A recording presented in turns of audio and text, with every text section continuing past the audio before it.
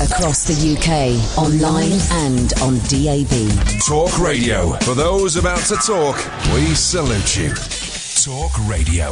Thank you, George. Excellent show. I was flicking as I was driving in between George and another news-based radio station. No competition, man! No competition! Excellent show. 08444991000. This is Iain Lee. This is Talk Radio. Late night, Iain Lee on Talk Radio. We have ways of making you talk.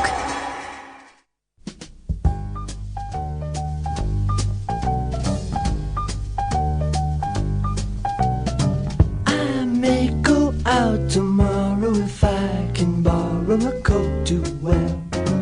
Oh, I'd step out in style with my sincere smile and my dancing bear outrageous. Alarming, courageous, and charming. Oh, who would think a boy and bear could be well accepted everywhere? Was just amazing how fair people can be.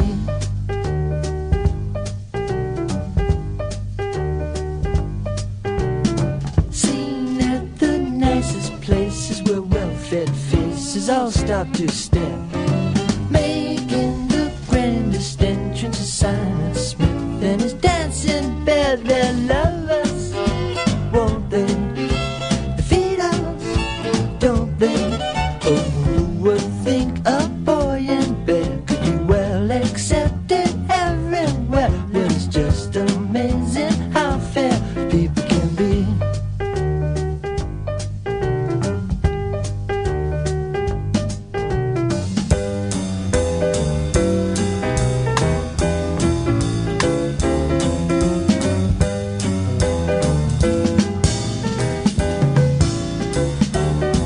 Well, who needs money when you're funny? The big attraction everywhere will be Simon Smith and his dancing bear. Yes, Simon Smith and the amazing dancing bear.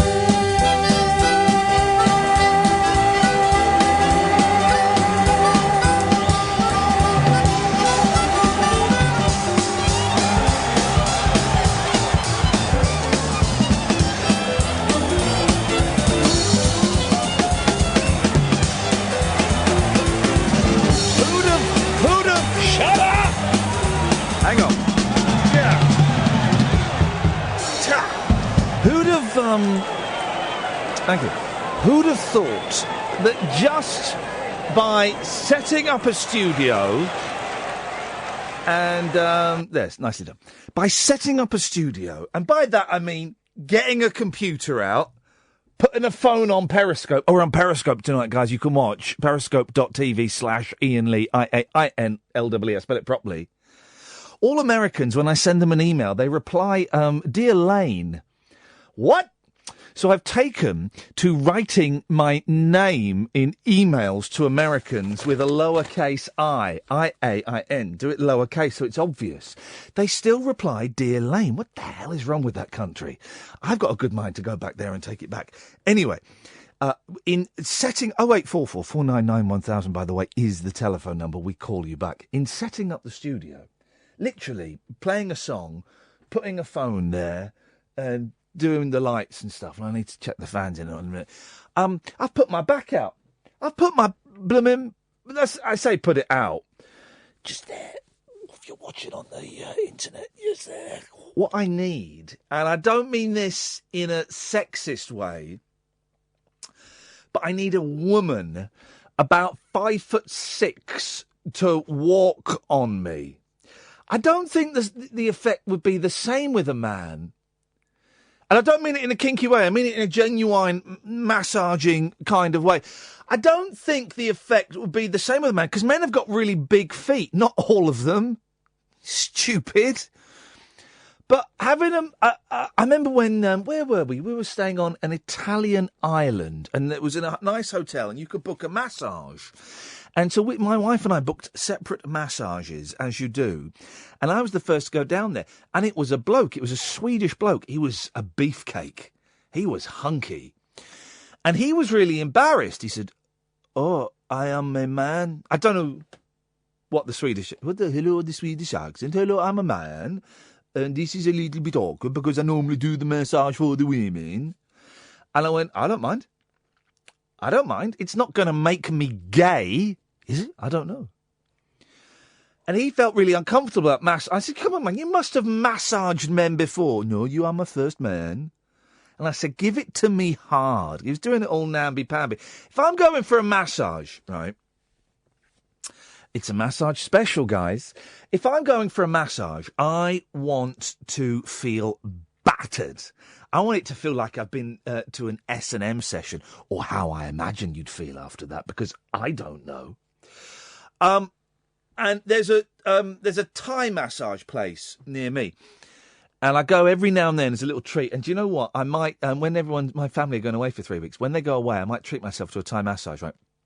And they are women who are about 5'6" tall, and they're amazing. What they can do is amazing, and it's a completely legit place, right? And oh wait, 444991000. Alan and John, stay there. Come to you in a minute. I want them to know. I've said this before. I had to buy special pants for it, for the massage, because I didn't want anything to fall out. Do you know what I mean? But they put a towel over you, but still they lift your leg and push your leg up, and you just don't want. So I've got. I think they're trunks. Are they trunks instead of boxers? So they're a little bit tighter around the leg. So there's no chance of, anything falling out, or someone inadvertently looking straight down the leg and seeing, the whatnots. And I wonder why I don't get any women calling. Oh wait, 444991000. Let's try and get some women calling this evening. But when I go and see these wonderful Thai women and massage me, you can't help but make involuntary noises like that, right? Because it's relaxing and it's releasing tension. And that manifests itself quite often in our vocal cords. If your vocal cords relax, you go, and air gets pushed, you go, oh. And if it feels nice, like that.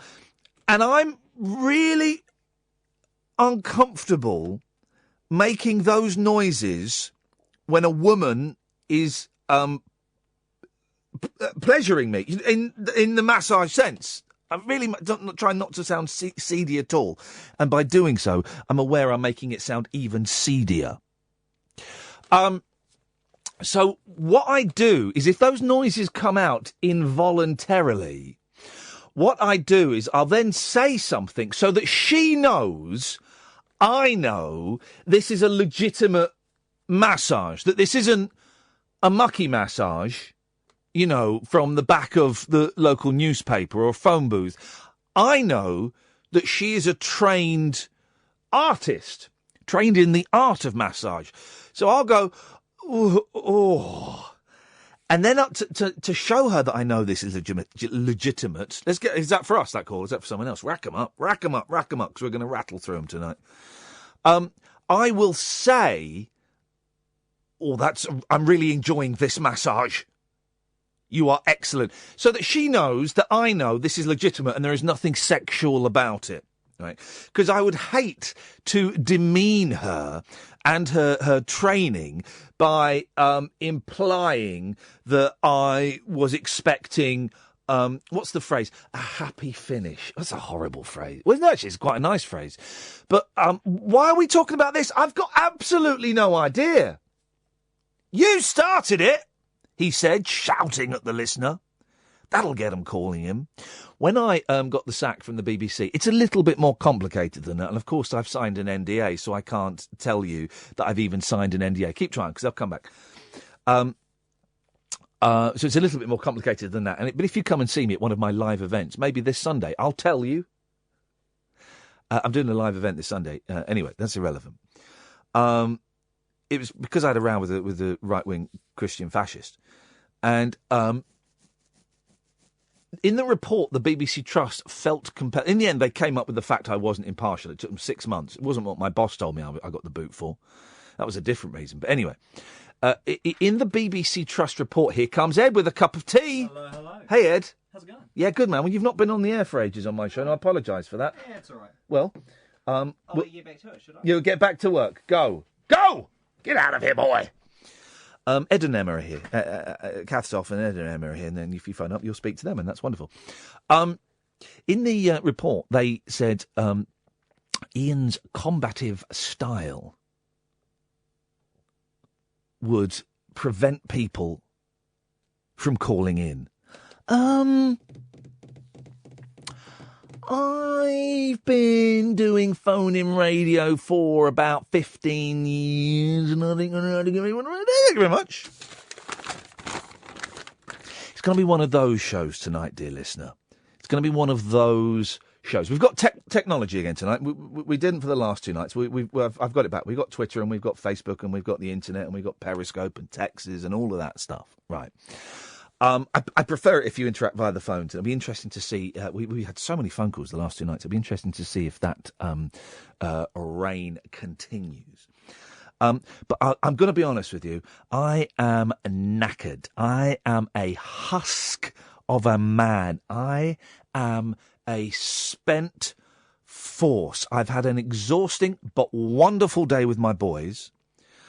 And then I managed to get an hour's kip. But it was the deepest sleep I've had in a long time. And had I not made myself sit up in the bed at 6 o'clock this evening, I could have slept all the way through. And I just feel, and I'm up early tomorrow, and I'm working Sunday. I'm knackered. I'm a husk. I'm a shell. I am spent and empty. Saying that, we've got 3 hours to kill. So we'll sit here and we'll talk about whatever you want. Now, if you're listening to George's show, brilliant. Honestly, I on the way in, I flicked between LBC and George, and they had Andrew Pearce on, who's like, he's a nice bloke, I bet, but he's really boring. It was so boring, and it was making me chuckle because I'd listen to LBC and it was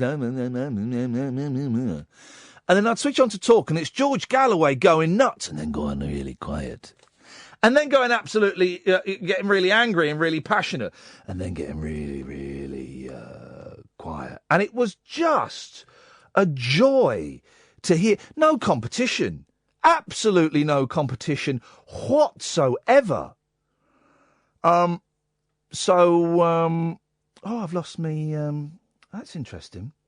I've lost some bits and pieces. Anyway, what I'm saying is, if you want to give us a call, you can. John, Alan, Paul, stay there. You'll be up next. 0844 499 1000.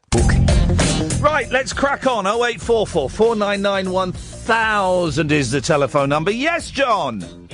No, it's Howard Hughes here, Ian. Howard Hughes. Oh. Just calling to say I won't be presenting the unexplained anymore. I've actually explained everything. Oh, that would be, Howard, that would be tragic if that were the case. You've explained everything, is it?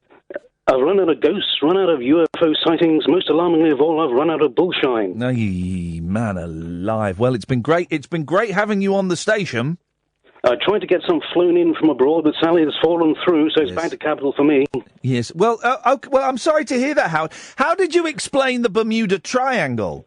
Actually, it's not Howard at all. Only joking. What the hell? Hang on a second. It's not Howard Hughes? That's the unexplained version. I tell you what we're going to do, though, John. As a tribute to you, we are going to ask every caller that calls in tonight, for as long as I remember, to do their Howard... I'm Howard Hughes. It's like that. You need to be a bit deeper. I'm Howard Hughes. Howard Hughes here, or talk radio, wherever that may be. But on a serious question, John, have they explained the Bermuda Triangle now? Was that something they were attempting to explain before? Well, if they weren't, why weren't they? Because it makes people disappear, to quote Barry Manilow. Well, I was listening to his show yesterday, and whenever it was, and I was listening to it on Catch Up, and it was a bit weird. He had George Harrison's sister on. He had who? Oh, yeah, George Harrison's sister. I listened to that. What did you think of it? I thought it was a bit weird. Yeah, me too. Me too. I thought it was really odd. Because she said something about she's got a tribute band to the Beatles going or something. This is the thing, right? So, yes, Saturday, and it's Sunday night, and it's a cracking show, Howard Hughes, love it. He had George Harrison's sister on, and bizarrely, she moved to America in about 1960, I think she said. And, she represents a Beatles tribute band, and that's the weirdest thing. I don't know if you've got siblings, John, but imagine one of them died. That's a horrific thought, sorry. But one of them died, and then you went and worked, you started managing someone who looked a little bit like your dead sibling. That's weird, isn't it? No wonder it was on Howard Hughes' programme. Explain that. And also, there was a thing where I was trying to tell Kath about this. I couldn't remember what he said, but he asked her a very specific question, and she went, "Where are you going with that?" And he tried to rephrase it, and then she just went off on a tangent talking about how the Beatles got their name. Yeah, it was... another interesting thing was that she said she'd written a book, but then no publisher was interested. What was all that about? Hang on a minute. Now, there have been some of the most tenuous Beatles books published, right? That, you know, the bloke that once served John Lennon a bacon sandwich gets books published, and a Beatles sister. That must be a poor book. It must be terrible. Have you read? There's a book I used to love as a kid. My sister had it because she had loads of Beatles books, and I've never seen this anywhere else. A book called Paperback Writer, and it's a fictional account of the Beatles' story, and it's written in the late 70s, and it ends with them reforming in 1977 to support the Sex Pistols, and they start playing loads of new stuff, and people boo them, and then they do a medley of like all their greatest early hits, and people go wild for them again. Have you read that? No, but I mean, somebody said once, wouldn't it have been weird if the Beatles had reformed, done Yellow Submarine, and then split up again? There's a brilliant, there was a great poster in the 90s for Oasis, right? It was their first two albums, what the Beatles would have sounded like in the 90s. And my friend used to say, well, we know what they would have sounded like in the 90s. It was Free as a Bird, and it wasn't very good. Yeah, I mean, out of all the songs they could have reformed with, they chose that one. The Paperback Writer book, and I'm going to see if I can get it for a penny on Amazon. I remember because I read it when I was quite young, and I wasn't sure what was real and what wasn't real within it. And so for many years, I thought that Phil Spector's... I'm going to say this on the radio. For many years, I thought that Phil Spector's Wall of Sound was actually an invisible defence system around his house. And if anyone crossed it, it would set off this massive deafening sound that would cripple any intruder because it was so loud. Was this book a comedy book? Yeah, it was, yes. Could you tell? I could. I noticed that, yeah. Yes, you know that was his wall. That was his wall of sound. Yeah, his wall of sound, according to this book, was... thing. And I can't see it on Amazon. I must be the only person that ever read that book. It was a good book, man. I don't know who wrote it. I don't know if it was good. It might have been rubbish. I don't know. Anyway, John, what have you called in for us with? Well, just what's this Stranger Things thing? Have you heard of this Netflix series with Winona Ryder in it? Now, lots of people have recommended that I watch this because it looks like it's shot on VHS or something. It does it, you see, because I've just seen about it online and everything. Everyone's going mad about it. I'm a big Winona Ryder fan. I haven't heard of her for a long time. I was just wondering what this thing was. Is it worth, watching? I mean... Well, hang on a minute. Let's ask. Alan? Hip, hip, hip. Yeah, OK. Let's cut to the chase, Alan. This Stranger Things with Winona Ryder, is it worth watching, mate? I've never seen it. Does that help, John? Yeah, thanks. All right, nice one. Well, I look forward to speaking to you again. All right, ma'am. Tutty bye. If anyone knows, genuinely, because I always think it's weird talking about the telly on the radio, but because I've had loads of people getting in touch. I don't know what it is. John has already shed more light on it than I expected by saying it's got Winona Ryder in it. I thought it was filmed in the 80s. I don't know. Paul's on the line. Evening, Paul. Evening, mate. How are you? Hang on a second. Alan, you all right? Yeah, not bad. Good lad. Okay, yeah. Alan, sir. Hello, I'm Howard Hughes. I'm Howard Hughes. Let's see that. It's got to be deeper. It's got to be in the deeper in the back of the throat, Paul. Give me a go. I'm Howard Hughes. Well, that's just like a pervert. I'm not saying that's wrong, though. Cheers me up. Hey, mate, listen, I rang you up last night because it was my birthday, yeah? Oh, yeah, happy birthday for yesterday. Yeah. Yesterday you were special, now you're just a bloke again, but a bit older. It's still birth boxing day, though. Yeah, well. Okay. No, what I rang you up for, because I listened to you, and then straight away you spoke about, like, your incident with the BBC, and I never really spoke about it yesterday, but I want to explain something to you. Yeah. I listened to that whole thing when you had that chat with that guy who worked in the prison and all that priest or that vicar or whatever he was. Yeah. And I couldn't believe I never found you again on Three Counties. Yeah, well, no, nor could I. 8 days later, I got a phone call saying, don't come in anymore. And I was in pieces. I couldn't believe it. They said, if you do an apology on air, this will go away. And I said, well, I don't even know what it is, but okay, I'll do an apology. Nothing wrong. Yeah, I said, I'll do an apology. And I did an apology, and I got shafted. It's a little bit more complicated than I can say on here, and I don't want to bang on about it too much. No, but I don't want to bang on about it, but what I'm trying to say is I used to love that in the morning, and I used to listen to you, and like the way you used to take the mickey out of it, like you do now.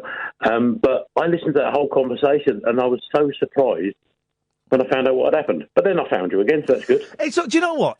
It's all worked out for the best. Here's a little bit of gossip. I had this job lined up before I got the boot from there anyway. But it didn't... Result. But it didn't make the sense of betrayal, and no. I was devastated, man. I was absolutely devastated because I couldn't work out what I'd done wrong. And my boss didn't phone me for 2 weeks after I got the sack. Didn't phone me. I didn't even. But I listened to that, and I to this day I still don't know what they done you for. Well, eventually when my boss phoned me up, I said, Laura, why did I have to go? And I asked her 6 times. In the end, she went, because you lost your temper. I was like... But you never... Right. And then in the BBC report 6 months later, it didn't mention losing my temper. It said I wasn't impartial. So... Right, I'm not a sycophant or anything like that, but I listened to and I've listened to it again, and I was thinking, I still don't know what you've done wrong. Yeah, well, I had a breakdown. Anyway, but it's all worked out for the best. It's all worked out for the best. It's all good. And I know I did the right thing. And this film ring thing, I never watched it on it because, like I told you last night, I only get the podcast. I mean, like I normally do, but like, look at me now, 2 nights running, ring you up. Yes. Imposter. I watched it the other day. Oh yeah, the Imposter. Oh yeah. I felt a little bit sorry for him as well. The French guy, I'm getting confused with Kung Fu Elliot. The French guy who pretended to be the 15-year-old... No, I haven't seen Kung Fu Panda. Kung Fu Elliot, you plum. Yeah, I know. Frederick Bourdat, who pretended to be Nicholas, last name I've forgotten. Yeah. But at the end, I felt, I don't know, I felt a little bit sorry for him because, because it said he'd done it all around the world, and I thought, I just felt a little bit sorry for him as well, you know what I mean? Yeah, it would be hard. He was evil, though, but I mean, I still felt a little bit sorry for him. Yeah, I understand. I understand why you felt sorry for him. The whole thing was just messed up, wasn't it? Cool. Hang on a minute, Alan. Hip, hip, hip. Did you watch The Imposter? Unfortunately, I couldn't find it. Okay, that's okay. Has he got YouTube? Let's ask him. You ask him, Paul. Alan, hip, hip, hip. Hip, hip, hip, hip. I'm Howard Hughes. I'm Howard Hughes. Oh, my God. That's Howard. I didn't know. Can we do Howard Hughes when he's fit and well, not on his deathbed, please, Alan? After he's had 20 Rothman. Sorry. That's all right. Alan, Paul's got a question for you. Have you got YouTube? I have got YouTube, but I tend to look at the old Grand Nationals. The old Grand Nationals, okay. Old and eaty. I was talking about West Tip. Oh, was you? Okay. I remember Red Rum. Okay, well, you're both boring me now, so we'll say goodbye to you, Paul, and we'll go to a break. I can't find 0844 499 1000. I don't know who's on line 4. Is there someone on line 4? Because there's no name on my screen. I can't find online this Beatles book, paperback writer. I can't find it. Where are you going? Fixing the screen. Well, how are you going to do it? I'll restart it. Okay. Oh, look, I hadn't seen her, not done the thing. Beautiful, thank you. Thank you. In that case, I apologise for my brusque tone. I was brusque, very brusque. I was brusque there, wasn't I, Alan? Yes, it was. Oh, what? Yes, it was brisk. I was no, brusque. Not brisk, brusque. Yeah. Do you know what it means? No. Okay, that's fine. That's fine. It's a good word, brusque.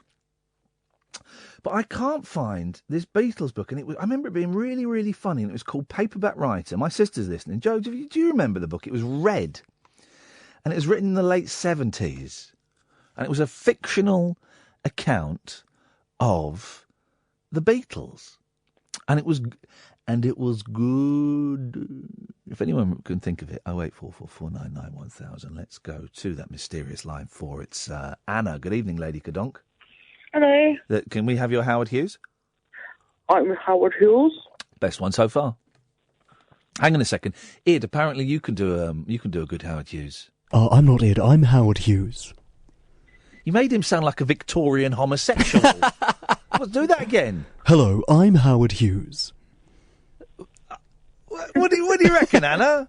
I was quite good. That was good. No, it was. Emma typed up on my screen. Oh, Ed can do a brilliant Howard Hughes. And I listen. Hang on, let's talk about ghosts. Tonight on the programme, we're going to talk about ghosts and how they're really not real. Just men in sheets. No, go away. Utter rubbish. That's the worst. That's even worse than yours, Alan. I know, and I found that Paperback Writer book. You found it? On eBay. Oh, have you? Yeah. Oh. Hello, Alan. 1970. Hi, Lady Kadonk. Hip, hip, hip. All right. Hip, hip, hip. How's your mum? Last today, she was spaced out on painkillers. Well, that can be a good thing. Do you know what I mean? That's good. You know, she's not feeling the pain, Alan. That's good. But she's not making any sense at all. Oh, that's upsetting to see, isn't it? Mm. That's upsetting to see. Bless her.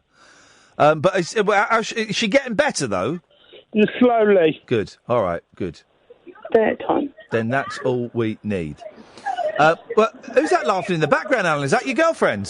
No, it's Friday night. And where am I usually on a Friday? A brothel, a karaoke. Yeah. What are you singing tonight? I did a new tune tonight, and it wasn't very good. Oh, like the other ones are. What was it you did, Alan? Down to Earth by Curiosity Killed the Cat. God, I'm too tired for this. I can't do this tonight. Do you want to give us a little snatch, Alan? Well, it was the first time I ever tried it, so I don't know the words very well. Okay. I'm sure if you've got it on your music library, I'm sure we can hear a clip of it. No, I'd like to hear a clip of you doing it. Well, I can tell you what my next tune is. No, I don't want to know what your next tune is. I want to hear you singing Down to Earth by Curiosity and Benvol Lepierre. Straight back down, come back down. Where do you go? Straight back down to Earth. Don't want to verify. Running home with time. I bet he's feeling fine. Don't want to lose my mind. Well, there's an unusual one to choose, Alan. What made you choose that? I just wanted to try some new material. Yeah, well, you know, you can see why some people don't. What you got for us, Lady Kadonk? Did you hear about Postman Pat? Ken Barry died today, the voice of Postman Pat. Yeah. Did you not watch Postman Pat? Yeah. Oh. But I didn't feel sad or anything. No, I didn't feel sad. The voice of Postman Pat, as we all know, is now Stephen Mangan. Is it? Have you not seen the film? No. Well, you should watch the film. No, you shouldn't. It's rubbish. Yeah, I saw that. Anyway, Kenan and Kel. Yeah. I don't know what do you want me to. I don't know what to say about the fella that did a kids' TV program has died. I mean, it's hardly up there with David Bowie and Prince, is it?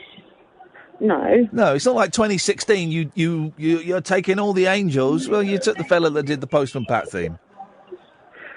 I just thought I'd mention it. Well, no, you've mentioned it, and it's a loss for his family. But I saw it and I went, oh well. These things happen. Who loves orange soda? Who loves who? Orange soda. Do you love it, Alan? Yeah, I do. Oh.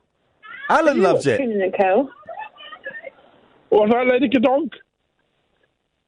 Did you watch Kenan and Kel? Yeah, you should go. Ah, here it goes! Right, literally got no idea what happened in the last 2 minutes of radio there. Does anyone know what... Oh. Thank you, Lady Katonk. I enjoyed that. I don't know what happened, but I enjoyed it. Thank you, Gaddick. Did that make sense to you? Is it just because I'm so tired? I mean, I am shattered. But maybe that made perfect sense to you, and I'm kind of having some kind of psychedelic, hallucinatory experience. Chance will be a fine thing, hey, wouldn't it? 0844 499 1000 is the telephone number. I'm in Lee. This is Talk Radio. Let's go to Rashid and Simon. Stay there. Let's go to now. I'm never. Do I say your name, Eben? Hello. Do I say Eben or Eben? Eben. Eben. Hello, Eben. Hello? Every time you come on, Eben, I'm never sure. A lot of people are like that too. Well, a lot of people. Do you correct them if they were to say Eben? Would you correct them? Sometimes, but a teacher in my old school called me Eben all the time. Oh. And I couldn't because he was in a class of 35. Blimey. Broken Britain. We had a girl in our school called Karen, and it was spelt Caren, Karen, and for years she was called Karen, right? And then one day, I remember her mum came into the school, right? And she was talking to the teacher, and the teacher went, well, and it was in the class. I remember seeing this, right? The teacher went, well, Karen has been doing really well at this. And she went, who? Sorry. She went, well, Karen. She went, no, her name's Karen. Huh? And she'd been lying. She changed the pronunciation of her name to make her sound more exciting. And she changed the spelling of her name. Her name was Karen, spelt Karen. And she'd completely lied about the pronunciation and the first letter. That's insane. That takes balls. And she'd carried it off for about 5 years. Yeah, we were about 10 years old. I thought it was breathtaking in its bravery. Anyway, Eben, what you got for us? Just phoning in to say how rubbish my week's been. Aye, well, what's been going on, then? Well, I got a new bike, great, because I thought I could do more road cycling, but I've got 2 flat tyres in a week, and I realised tyres for a road bike are £25 plus £8 each for an inner tube. Well, hang on a minute. Is this a bicycle? Yeah, a road bike. Right. You don't need to change. You don't need to change the tyre in the inner tube. You just fix the puncture. No, there was a puncture in the tyre. What? There was a literal hole in the tyre. Oh, what? When you bought it, or because you rode it over? Yeah, because I rode it over a bit of glass. Oh, well, you're an idiot then. That's expensive. That's really expensive. Yeah. But you can still. So what? There was a gash in the outer tyre. Yeah. Okay, well. Because I remember you don't see people outside their front gardens on the driveway with washing up bowls of water while they're passing a tyre through or an inner tube through to try and find the hole. You don't see that anymore. And yet, as far as I remember, the 70s and the 80s, that was all you saw on driveways. You'd see cars on 2 wheels and bricks. You'd see bikes upside down on their seats and their handlebars, and people fixing them. And you'd see people fixing inner tubes all the time. And now you don't see it. I used to see that where I used to live. Yeah. All the time, which was quite recently, 5 years ago. Yeah, okay, so that's the most. If we can find anybody who's seen someone with and it's got to be a plastic washing up bowl of water, not a bucket. I'm not having that. It's got to be a plastic washing up bowl of water and an inner tube being passed around as they try to find the hole. 0844 499 1000. We call you back and you will jump straight to the front of the queue. How's about them apples? Anyway, Eben, that's not what you've called in for. What have you got for us this evening? I think you've got me by nerves a bit now. Sorry. Say that again? You've got me by nerves a bit because I've been waiting a bit on the phone. Well, don't be nervous. No, don't be nervous. Don't worry about that. I know exactly why you're calling. You were telling me about your rubbish week. So we had the tyres. Was there the expensive tyres? Yeah. Why can't they? Most expensive in the shop. No, of course not. The most expensive are £45 per tyre. Were they the medium tyres in terms of expense? Yeah, 25. Because there were cheaper tyres than that, were there? No, not in his shop. Okay. He specialises for, top cyclists. Oh. Whenever I get tyres for my car, blimey, look, I've just seen a blast from the past flashing up on my screen. When I get tyres for the car, they always say, we're doing a special deal on these. Would you like these? I never go for the special deal because I'm always suspicious of the special deal. And they always then offer you the most expensive tyres. And I say, right, what is the cheapest tyres and what are the tyres in between? And I always go for the one in between. Always go for the mid-priced tyres. And part of me wonders if there's there can't be that much difference, Eben. Are we talking about tyres? Yes, we are. There can't be that much difference in tyre quality. I think it's to do with the tread, mainly. But what does that... There we go, yeah. My sister has reminded me. Spoons, of course. How do you get a tyre off a bike? You use spoons. What else can you fix with spoons, guys? Has anything else rubbish happened in your week? Yes, something at lunchtime. Uh-oh. Go on. I was in a lovely, Thai restaurant in the market. Yeah. And I didn't read, it said fresh chilies. Yeah. And it was the hottest dish on the menu. Beautiful. What was the bad thing that happened?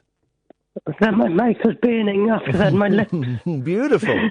That's a great thing, though. And I had to go up and ask for milk. Oh, wow, you actually went for the milk. Was your hair sweating on your head? Yes, slightly. Yeah, that's when you know you're having a good meal, when your hair is sweating on your head and it's dripping down your back. Beautiful.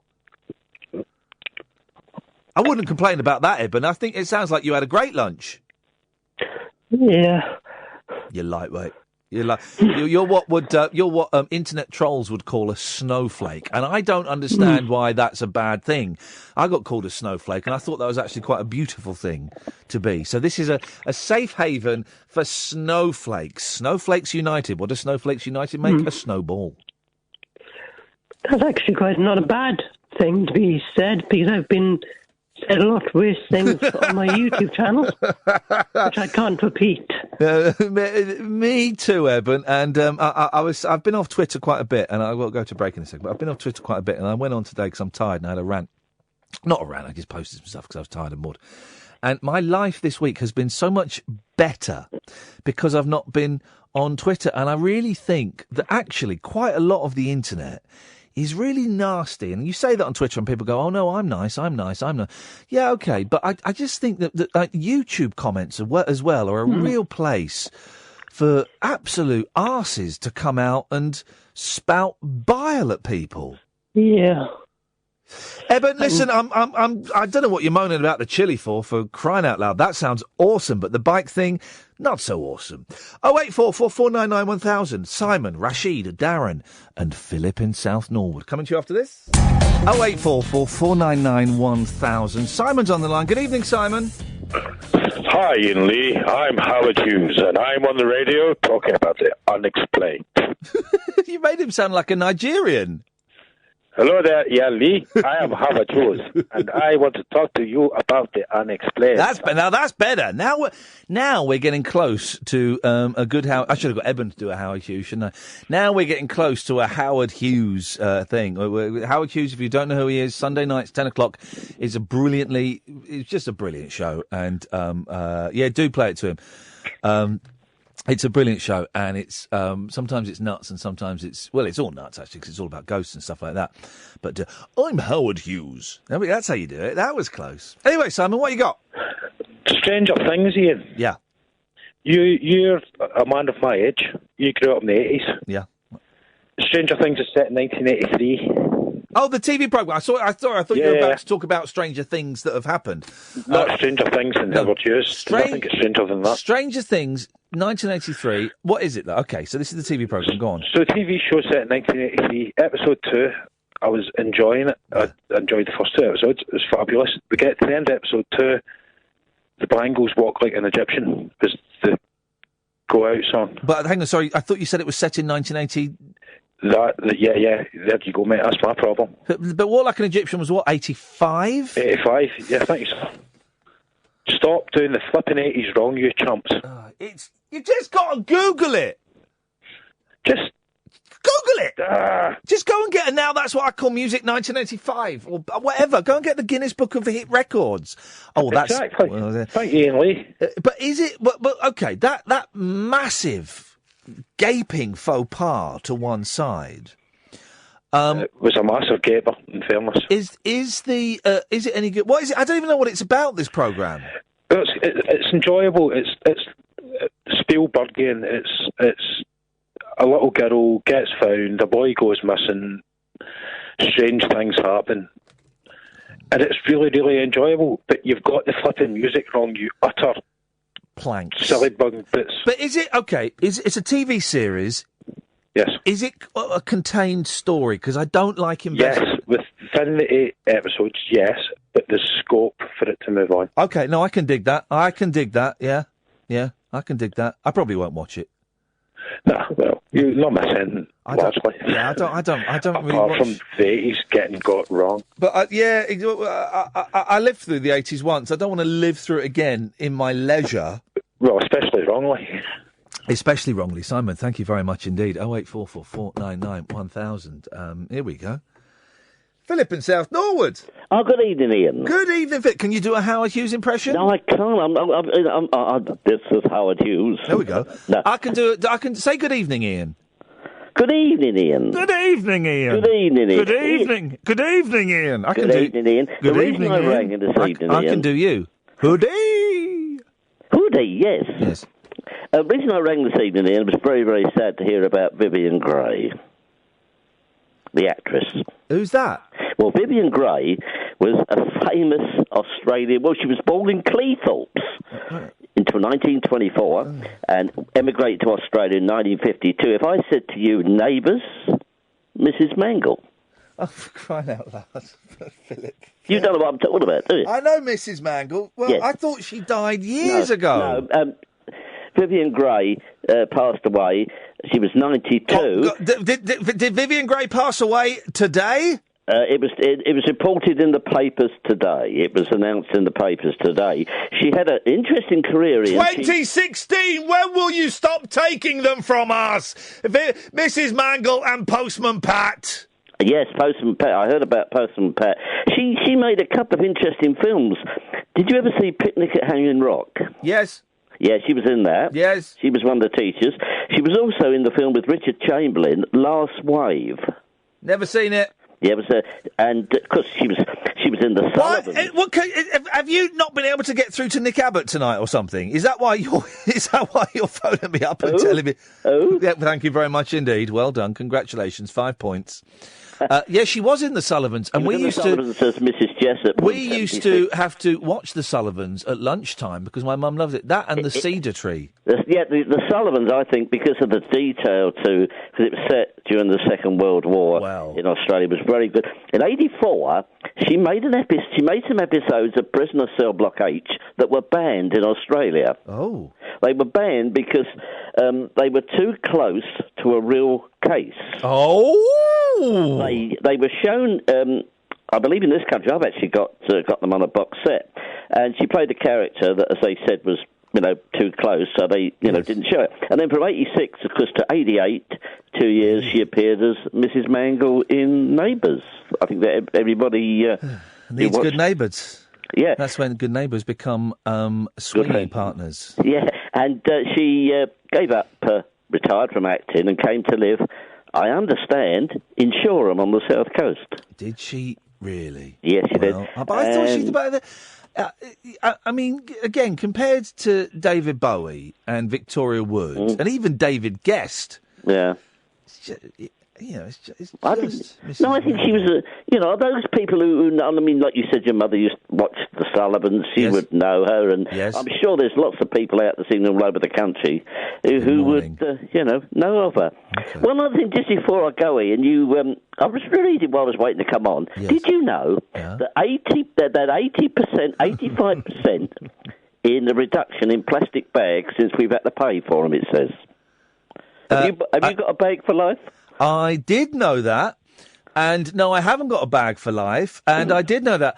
I now find that I very rarely do I get a bag at the supermarket. So the number of times I walk out of the shop balancing 3 boxes of cat food on my left hand, sandwiches and fruit in my right hand, and a bottle of Lenore. I don't use Lenore; I use the tablets now. But under my arm, I do that quite a lot. So yes, I did know that there was a huge reduction in plastic bag usage.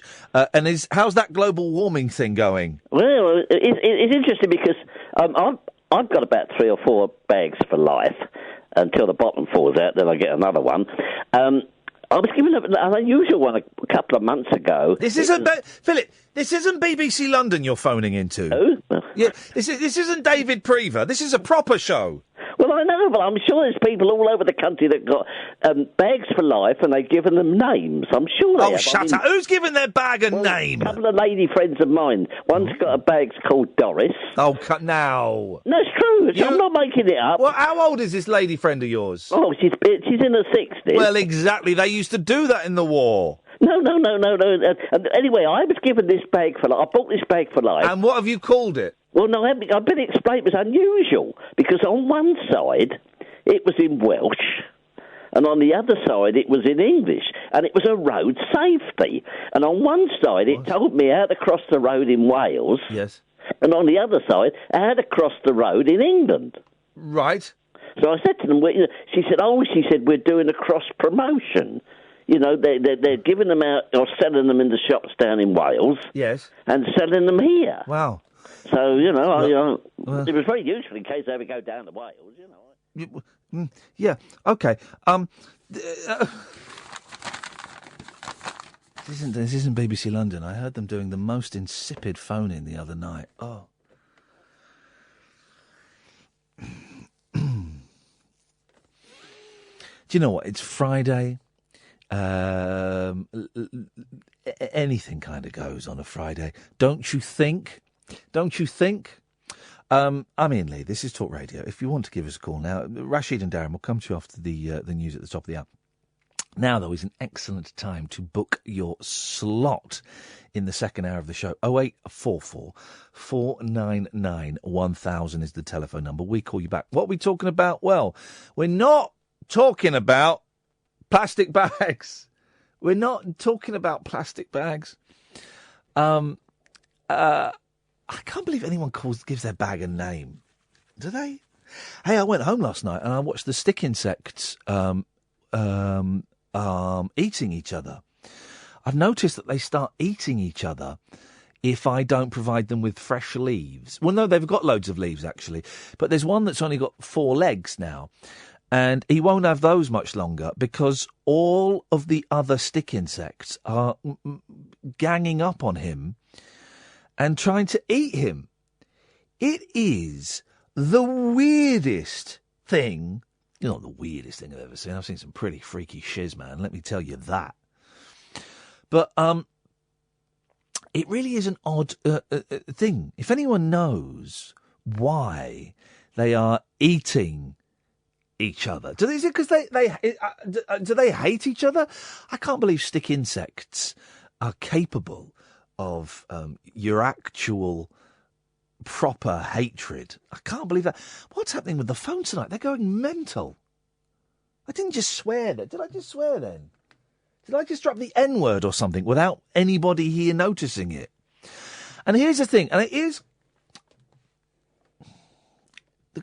concerning is too strong a word, but at the moment I can't think of a better word. So I'm going to...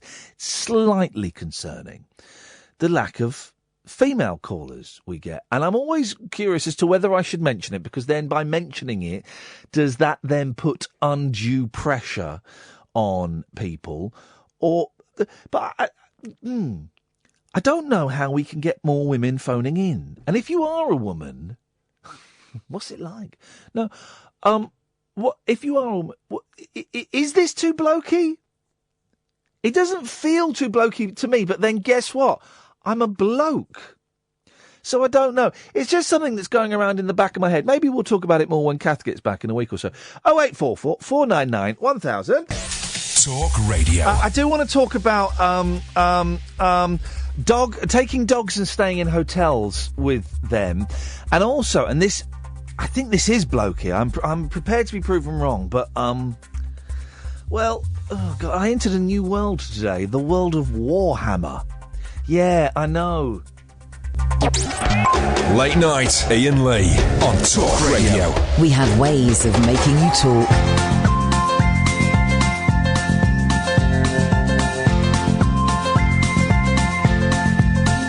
There's a voice that keeps on calling me. Down the road, it's where I'll always be. Every stop I make a new friend. Can't stay for long, just turn around and I'm gone again. Maybe tomorrow I'll wanna settle down. Until tomorrow I'll just keep moving on. Down this road that never seems to end. When new adventure lies just around the bend. So if you wanna join me for a while, just grab your hat, come travel light, that's hobo style. Maybe tomorrow I'll wanna settle down. Until tomorrow, the whole world is my home. So if you wanna join me for a while, just grab your hat, come travel light, that's hobo style. Maybe tomorrow I'll wanna settle down. Until tomorrow I'll just keep moving on.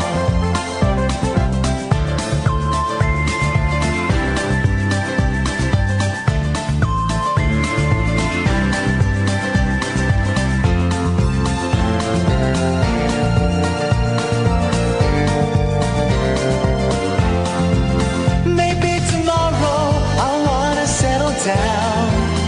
Until tomorrow I'll just keep moving on. There's a world that's waiting to unfold, a brand new tale no one has ever told. We've journeyed far, but you know it won't be long.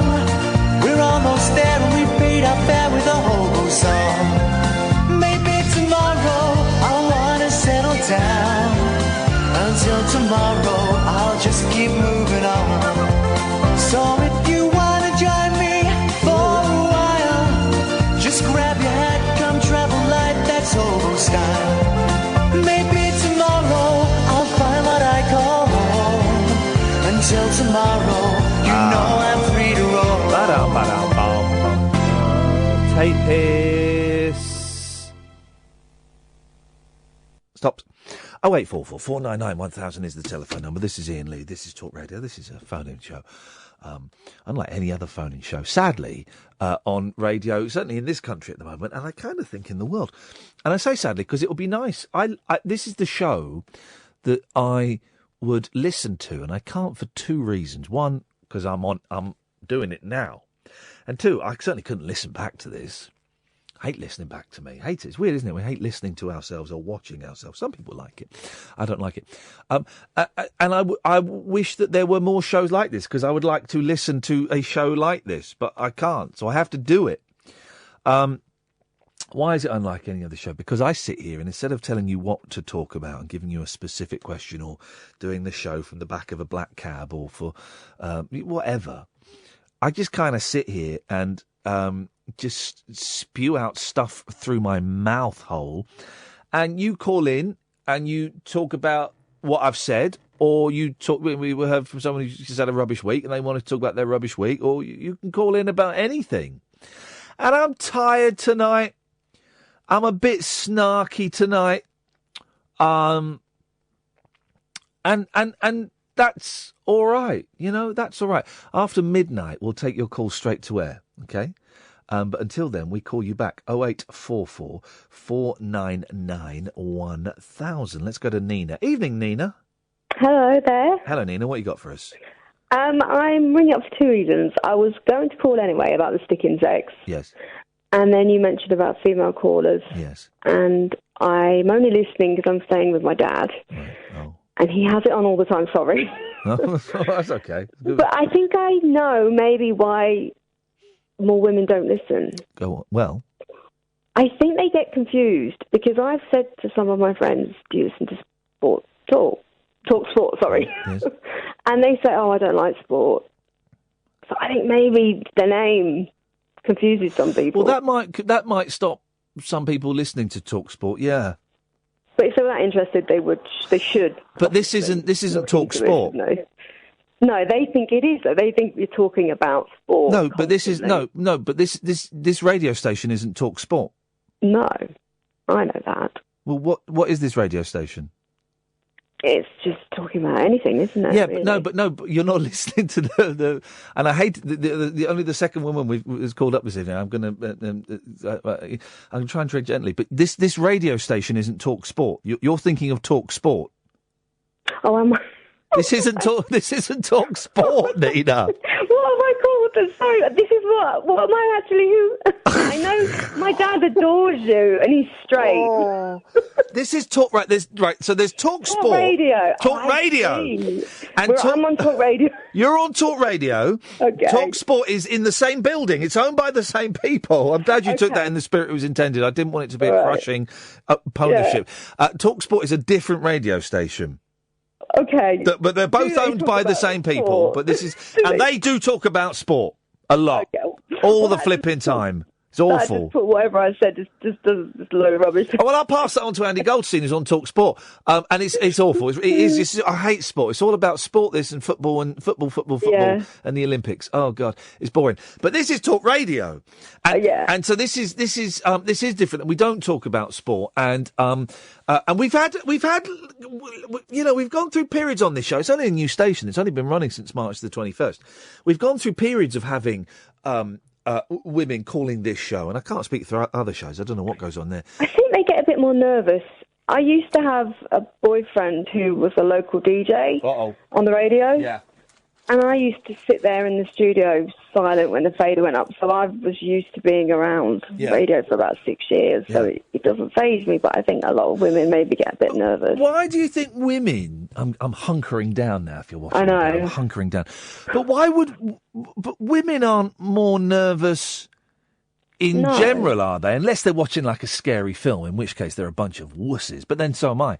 But generally women aren't sociable, more nervous. Yeah. So I wonder. I mean, it may be. I don't know. I'm not a woman. I'm not going to try and start mansplaining something I don't quite get.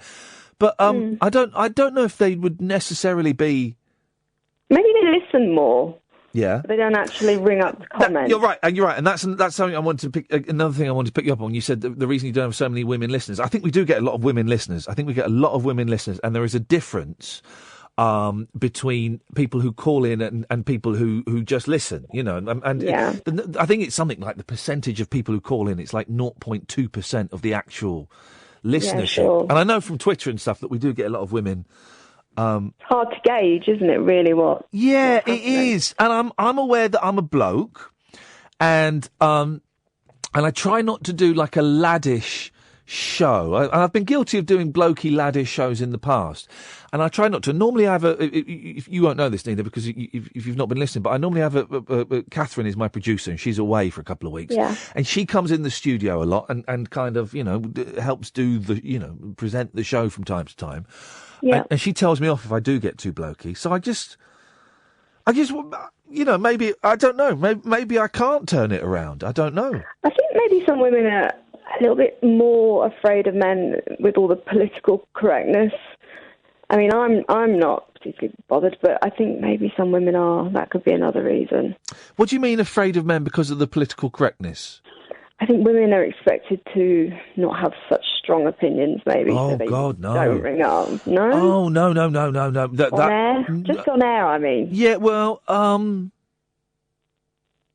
because they're always like the assistant, aren't they, usually on radio? Yeah, no, that's true. Not in your case. They're never, usually the main... In this case, even in this case, because, say, Catherine is the producer, so we kind of, it's sort of 50-50 between us, sometimes 60-40 one way or the other. But it's a bloke, it's a white, middle-aged, middle-class bloke hosting a radio show. Most of them are. The only woman we have in the weekday kind of usual schedule is Julia Hartley-Brewer, and she's got bigger testicles than I've got, for crying out loud. And it was, I go and give talks at colleges and universities and schools about working in radio and stuff. And I gave one at this college in Kent. I can't think where it was. And I had this young lady come up to me afterwards, and she said that she'd got turned down from a university where she wanted to go and do like media studies and working in radio, because they said she wanted to be a presenter, and they turned her down, saying, "Well, but you're a woman. You won't get a job presenting.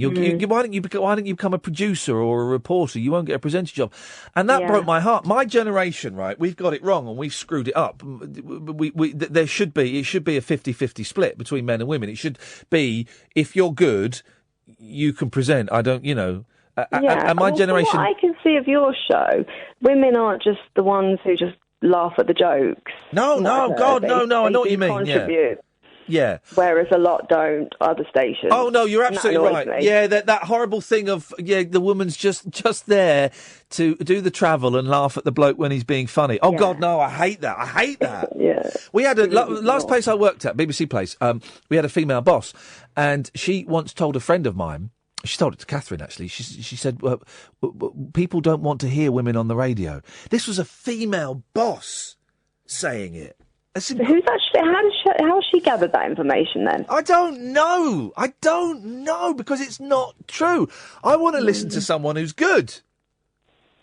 Yeah, whether absolutely. they've got doesn't matter. a winkle or the other thing. I don't care. Yeah. I don't care. Anyway, Nina, you were going to tell me about stick insects, the dirty creatures.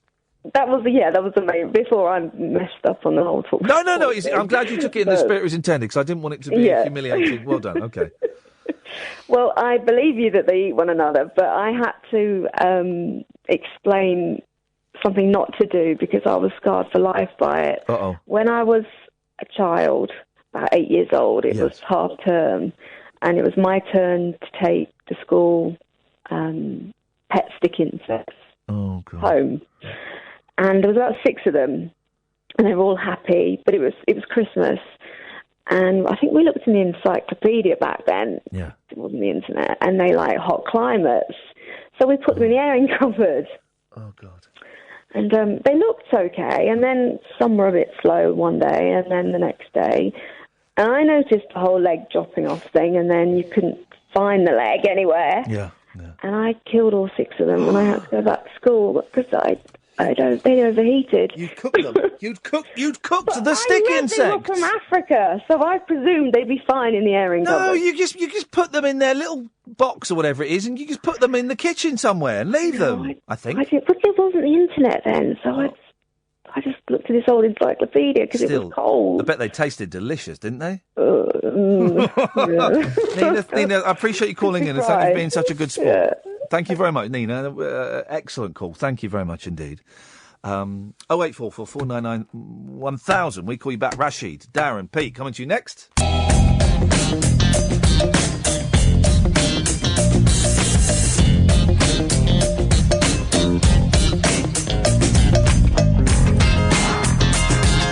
Beautiful. It's Rashid. Hip, hip, hip, hip, hip, hip, Rashid. I phone every day now. My gosh. You are addicted. You're addicted. You're addicted. Oh, thanks, mate. Thanks. Yeah, I am actually. What was I going to say now? I've been waiting all that time. I've just had a little spillage in the studio. Nothing to worry about. It wasn't on the control panel this time. So I'm just cleaning up, Rashid, while I talk to you. But I'm all right, listening. yeah, I want to talk about George Galloway. Oh, yeah. Fireman Sam. And Lady Kadonk reminded me of Postman Pat. I want to talk about them things. Oh, flipping it. All right, go on. George Galloway. While you're cleaning, have you got that button where it says, George, you're a fanny? No, but I can invite George into the studio to say it. Hang on. George, you're a fanny. There we go. Yes. Yeah. That always tickles me, right? Yeah. But today, you was listening to the show on and off. Did you get when he was going soft with his voice? And he was going really soft with his voice. And then at one stage, he's got that jingle where it says, come and have a go if you think you're hard enough. Yeah, but that's not him saying that. I know it's not him. But then he came on after that. He goes, well, are you hard enough? He's good. I think he's a brilliant broadcaster. I don't agree with a lot of what he says. I agree with some of it, and I disagree with some of it. But I just think he's so passionate about it, and it's good to listen to people that you don't always agree with. It challenges your thinking, and sometimes I change my thinking, and sometimes it makes me more set in my thinking. But he's brilliant. He played a blind. He explained why he was acting as a cat in Big Brother, because that came up as well. Because Big Brother's celebrity. Now go on. He said because he was getting the money was going to charity, right? Yeah, to the Palestinian kids. Now, but was he saying it was his fee that was going to charity? I don't know. Because he said what I heard. I was sponsoring. I was only half listening because I was trying to finish my Harry Nilsson book, right? And what I heard was he said someone said, "Why did you dress up as a cat in Big Brother?" And he said, "Well, because if I didn't, I would have got booted out, and then the money wouldn't have gone to the." But if it was his fee, you get the fee however long you're in there. Oh. So I don't know if he was referring to another bit of money. I don't know, but you could go if you get voted out on the first night of the celebrity one, you still get your fee. Yeah. So I didn't quite. But in George's defence, I was only half listening, so maybe he was implying something else. There was another clip at the end where he went all soft on his voice as well, and he goes, "Do you want me to be a cat?"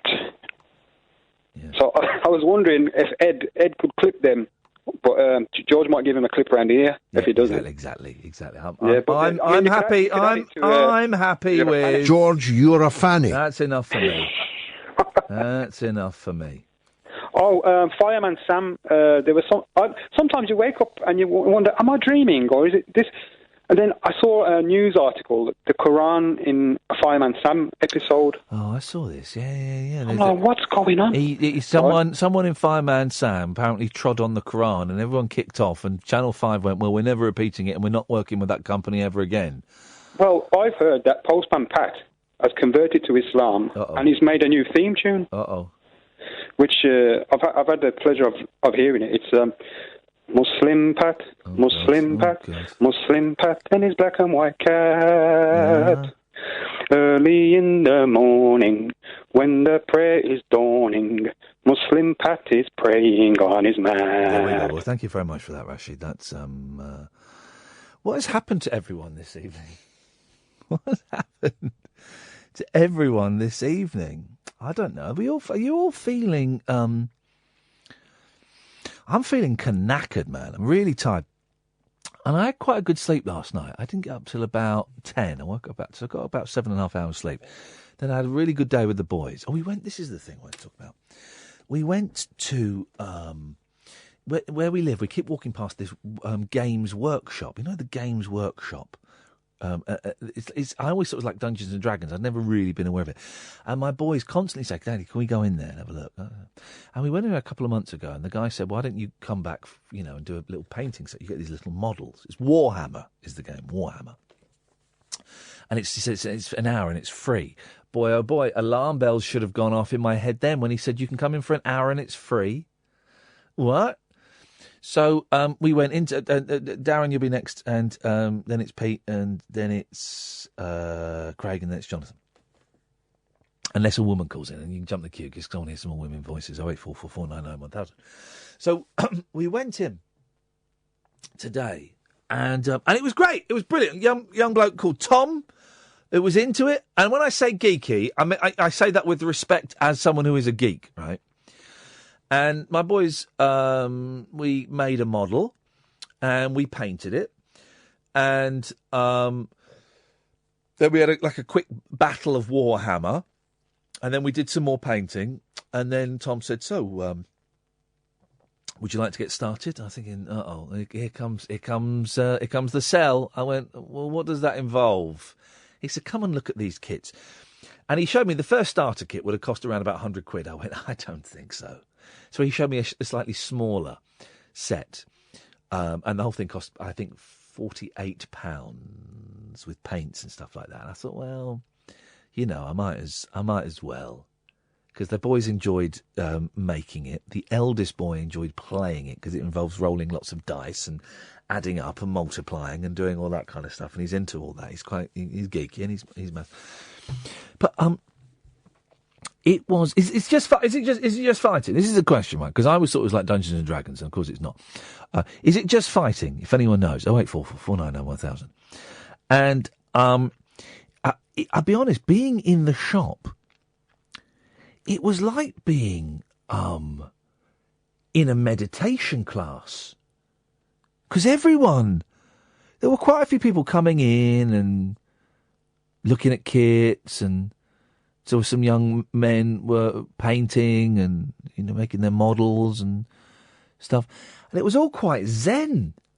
It was all very focused and very zen. My boys make a load of noise because they were having the time of their life. But it was all very focused and very zen and very peaceful. Why am I telling you this? I don't know. It's part of the day, isn't it? And I'm kind of intrigued. I'm kind of intrigued to know more about it. 08444991000. Darren's on the line. Evening, Darren. Oh. Hello? Yes, Darren? Hello. You won't be on the line for much longer with that attitude. Yeah, I'm sorry. It was on speakerphone. I know you don't like speakerphone. No. Or attitude. No. Sorry? Nothing, Darren. What you got for us? I haven't got attitude. Well, that was attitude. Yeah, that was because you give me attitude. Well, hang on a minute. Hang on a minute. When do I give you attitude? Just don't use it. No, I said, no, hang on. You started with attitude, and I... No, I didn't. I said it was on speakerphone. Speakerphone. Well, no, you started with attitude, and then I mentioned the attitude, and suddenly the attitude was cubed. Yeah, the attitude often is... There it is. With you. That's it. If somebody doesn't like it. That's what you just had then was... I don't believe it. I've been on... That's it. I've been on the hold for 48 minutes, and then you give me this. Well, no, I'm not giving you anything. You're giving me attitude. Who was the first person to mention attitude? You. No, it wasn't. It was you. Who was the first person to have attitude? It wasn't attitude. What I was saying, it was on speakerphone, and I know you don't like speakerphone. But those words. When you was, I had it on speakerphone. The words. I turned it off. First of all, the words are not attitudinal. Ian, could you start an argument in an empty room? The words. Well, this is fun, though, right? Sorry? You're getting genuinely angry now, aren't you? Yeah, I am, because... Yeah. The words were not attitudinal. It was the attitude. What attitude? I just said... That one there. Turn it off. There. Because... That one there.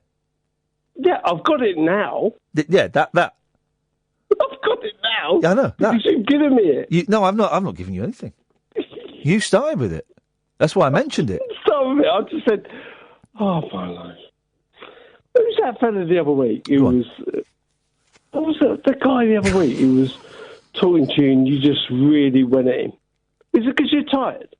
Well, hang on a minute. Now. Is it because have you got like a migraine? No. You've been saying all night hang on a minute. I was going to talk to you on your radio show about some really good things, and then you're the one with the attitude. I've not got any attitude, Darren. I don't know what you're talking. What are you mentioning the bloke from last week for? What's that got to do with anything? Because it was. Now you're doing it to me. I'm not doing anything. I'm not. I'm not. Well, you mentioned I had a go at some bloke. I'm not having a go at you. It's interesting. Exactly. It's your attitude. It's interesting that you think I'm having a go at you. It's not my attitude. I was coming up with. I was calling in. I've been on hold for 48 minutes. Why would I? 49. It was 49 minutes. It was 49 minutes. Well, 49 minutes then. Yeah. Why are you arguing about 1 minute? I'm not arguing. I'm just dependent. I like accuracy. Okay. So straight away, my points have gone. Well, but I've not done that. You've done that. I haven't done nothing. Seriously, Ian, I don't know what's that guy. I remember that guy the other night. What are you talking about? What called guy? in? That guy called in. Hang on, let me speak. I'm letting you speak, but if you could just try and speak and make sense. I'm talking, and you're speaking over me. All right. The guy the other night. The attitude again. He called from Texas. Yeah. And you really went at him. And I was thinking, this guy's just making a point about the BBC. No, Darren. We were having a discussion. We were having a little bit of a radio. No, because half an hour before that, a guy who was talking about he wants to kill people, he's basically a misogynist. You let him go. You let him walk away. Right, that was into the night. Right. Well, but Darren. You had a point about listen. No, Darren. I tell you what, Darren. What do you do for a living? What's that got to do with you? Because I tell you what I'll do is I'll come to your job one day, and I'll tell you how to do your job because I don't have a clue how to do your job. You won't, because when I'm in my job, I don't ask your input. Right, I don't phone you up to ask your input. But You're then I am my input. Yeah, but Darren, in your job, what is this attitude? In your job, it's the attitude again. I'm listening. I'm listening to the attitude. Right, but I'm not asking for your direction until you started bloody having a go. Have you had a tough day? Well, I've had a tough day. I've had a tough life. What's got to do with you? Well, because at the moment your tough day and your tough life are being taken out on me. No, because you started it. This is how arguments start. I didn't start anything, Darren. You started it by having an attitude. I didn't have an attitude. And let's just go back. Let's just go back to the point. Let's just go back to the. I took it off speakerphone, and then you had an attitude. No, the attitude was the attitude. The attitude. No, I'm not. I've had a great day. I've had a great day. The attitude was you said snoring. You were having a bad day. The attitude. You weren't feeling great. No, I didn't say I was having a bad day. And you're taking it out on me. And you're taking it out on other callers in the past. Darren. Because I've listened to you. Darren. I didn't say I'd had a bad day. I've had a great day. I'm tired. I've had a long day, but I've had a great day. Oh, you're tired. The snoring. It was the snoring. So the snoring wasn't attitude. I'm tired. The snoring wasn't attitude. The what? The snoring at the start of the call. That wasn't attitude. Who was snoring? You were snoring at the start of the call. I was not snoring. I was taking it off speakerphone. It sounded like snoring to me. And I said to you, I took it off speakerphone because in the past I've heard you saying, take it off speakerphone. Okay. I had it on speakerphone because I was on hold for 48 Darren, minutes. I don't know what your problem is. It was 49 minutes. Because it's your attitude. But I haven't got an attitude, Darren. I haven't got an attitude. You have. Well, I haven't got an attitude. You've had it in the past. You've had it from the other, like that caller from Texas the other day. You had an absolute arsehole of an attitude. Right, Darren, what's your language, buddy, all right? That's just watch. Okay, sorry. What's your language? It's the attitude again coming through. Saying that swearing is an attitude, it's not. Okay. It shows a lack of intelligence. All right, that's fine. It's a lack of intelligence. Okay. Right. So Darren, the argument with the fella about somebody swears. Darren, the lack. You're an idiot. You're an idiot, Ian Lee. You're an idiot. You still there? Yeah. I'm sorry, my alarm went off on my phone. Okay, well, that's the idiot alarm, probably. No, it was an alarm I set. Yeah. We're idiots, like you. Okay, where's this? Where is Darren? You've all right. You've really surprised me, mate.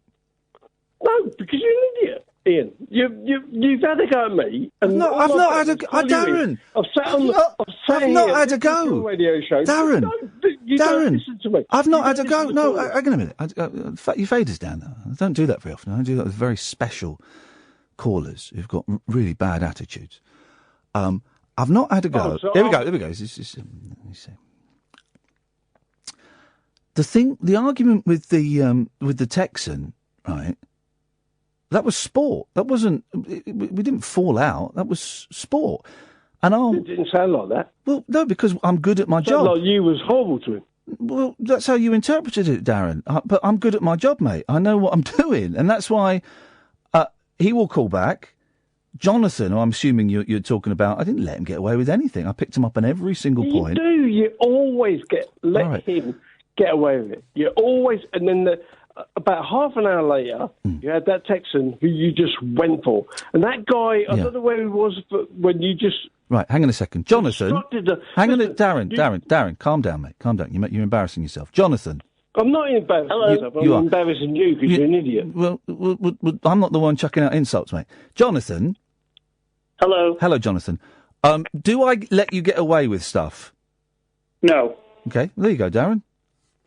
Oh, okay. That's the argument gone then. Well, yeah, because you're wrong. You've got Jonathan on. Well, you're wrong. What about my perception as a listener? Well, maybe you should stop listening, Darren, because it's obviously you're hearing a different show to the one that's being broadcast in. I'm not going to change, Darren. I'm not going to change the act for you, mate. So maybe you need to change the radio station because this is the act, dude. This is the show. Yeah. Okay, is that your speak? I called in and waited 48 minutes to talk to you about something simple. Right. But you had an attitude. I've not had an attitude. I've not had any attitude. You had an attitude, and you keep saying this. I've not called anyone. I've not called anyone an idiot. What did you say at the beginning? Stop with the attitude. Yeah, I didn't call anyone an idiot, Darren. You're the one that's throwing out insults willy-nilly. Oh, already straight away. Well, not already straight away. We've been talking now for 8 minutes, and you're the one that's calling me an idiot. And yet I'm still here talking to you. I'm saying you're an idiot the way you perceive my call. Oh, well, okay, but you're... All right, Darren, well... Listen, we're going to go round and round and round and Exactly, round. so I suggest you put You the know phone that, down. I know that. So end the call, and I won't listen to your radio show, and I won't call you again. How's that? That's perfect by me, buddy. Brilliant. Thank Well you. done. Here we go. One more insult. Go on. But Jonathan will ring forever. Yep. Spouting And he's much more. bollocks. He's much more. Well, mate, what's your language? Come on. He's much more interesting than What's you. the language? Just use the dump button. Well, no, I don't want to use the dump button, Darren, but I will do if you keep swearing. Well, what I've said the S word and I've said the B word. That ain't, you know what I mean, ain't going to shut down the radio No, station. but there are is it? rules. But Darren, first of all, there are rules, and secondly, we have There are rules. I understand that. I'm not. Yeah, exactly. So what? I'm not an idiot. Well, okay, mate. You're not an idiot, and I'm an idiot. But you're the one that's been on the phone for an hour. How the hell has this even come to the situation? I've got no When idea, I was talking Darren. about Stranger Things. I've got no idea, mate. It's come from nowhere. It come from you. Don't get so excited. Excited? See, you demean everything. You do it all the time. You demean something. When people get excited, I've not they'll said get anything, angry. Darren. I've not said anything. Well, I don't know what you're going on about. You started with that attitude, not me. Okay, fine, but you're still on the phone and you're getting really excited. Apologise then. For what? For having attitude when somebody's been waiting on for 48 minutes, 49 minutes. I'm sorry. I'm really sorry for whatever it is that you felt I've done wrong. You ain't sorry. Well, no, you've told me to apologise for something, and I've apologised, and you're still not happy, Darren. You're Okay. insatiable. Oh, insatiable. Well, I've never been called that before. But No. Go and look it up. It's a good word. yeah, no, I understand the meaning. Oh, okay, right, This fine. is what you do as well. You do that as well. You just go, I'll come out with a big word. Okay. Well, insatiable's not a big word, Darren. If you think it is, you probably need to go and read some bigger words, mate. It's not a big word. Well, I could call you a four-letter word, but, I won't. I'll just call off. Okay, bye-bye.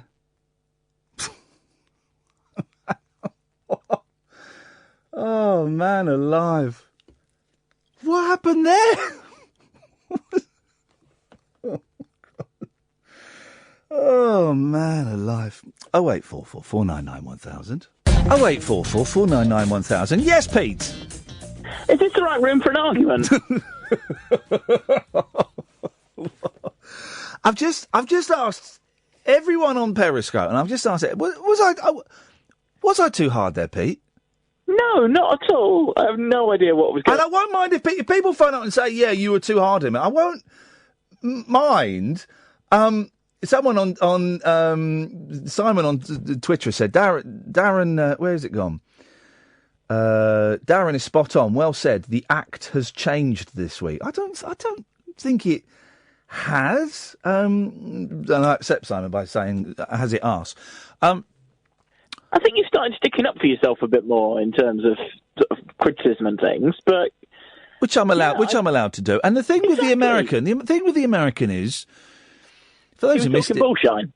We were just having an argument about impartiality at the BBC, and it was a heated late night radio phone-in argument. It was fine, and his line cut off. I didn't cut him off, the American guy. His line cut off. And it was a fine chat. And Jonathan calls in, and Jonathan's going to come up next. And Jonathan doesn't get an easy... If anyone's listened, Jonathan doesn't get an easy ride with me. I tell him exactly what I think of his obnoxious, poisonous views. So, you know, I don't know what he was... He's had a tough week. And, what was his name? Darren, you know, you're more than welcome... I know you're still listening. And good evening to you, Darren.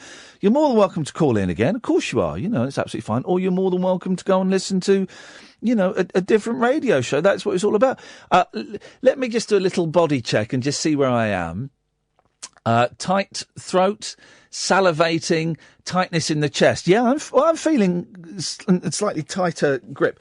So that means that I'm a little bit wounded and upset, which is fine. And that's not a criticism of Darren. That, some people may now call me a snowflake. And my pulse is going a bit fast, so I'm excited. So where am I? I'm excited. I'm upset. I'm confused. And if I'm honest, I'm chuckling a little bit inside. That's a fair assessment. That's all right. That's an honest and true assessment. Anyway, 0844 499 1000. What you got for us, Pete? Well, I was originally phoned up to explain Stranger Things. Could you drop the attitude, please, mate? I'm sorry. Yeah. He was snoring at the start. Well, it doesn't matter. It doesn't matter. He's not here to defend himself. Yeah, go on. So this Stranger Things programme, is it any good? Yeah, I watched the first episode out of curiosity, I think last Saturday, and by the end of Sunday I'd watched all 8. Oh, it's one of those, that kind of show. Is it? Right, yeah. Okay. And what's the premise? It's kind of the Goonies meets Twin Peaks. It's very... It is in this 80s town, and there's this kind of extra-dimensional monster that kidnaps a child, and so it's all about Winona Ryder's character trying to find the kid. But there's all sorts of other... The kid's friends get involved as well, and there's a girl with psychic powers, and it all gets very... Yeah. Is strange. it... I heard them talking about this on Radio 4, actually. This does ring a bell. Is it any good? Apart from the huge faux pas of having the Bangles, a 1985 song, playing in 1982 or 3, is it any good? It is.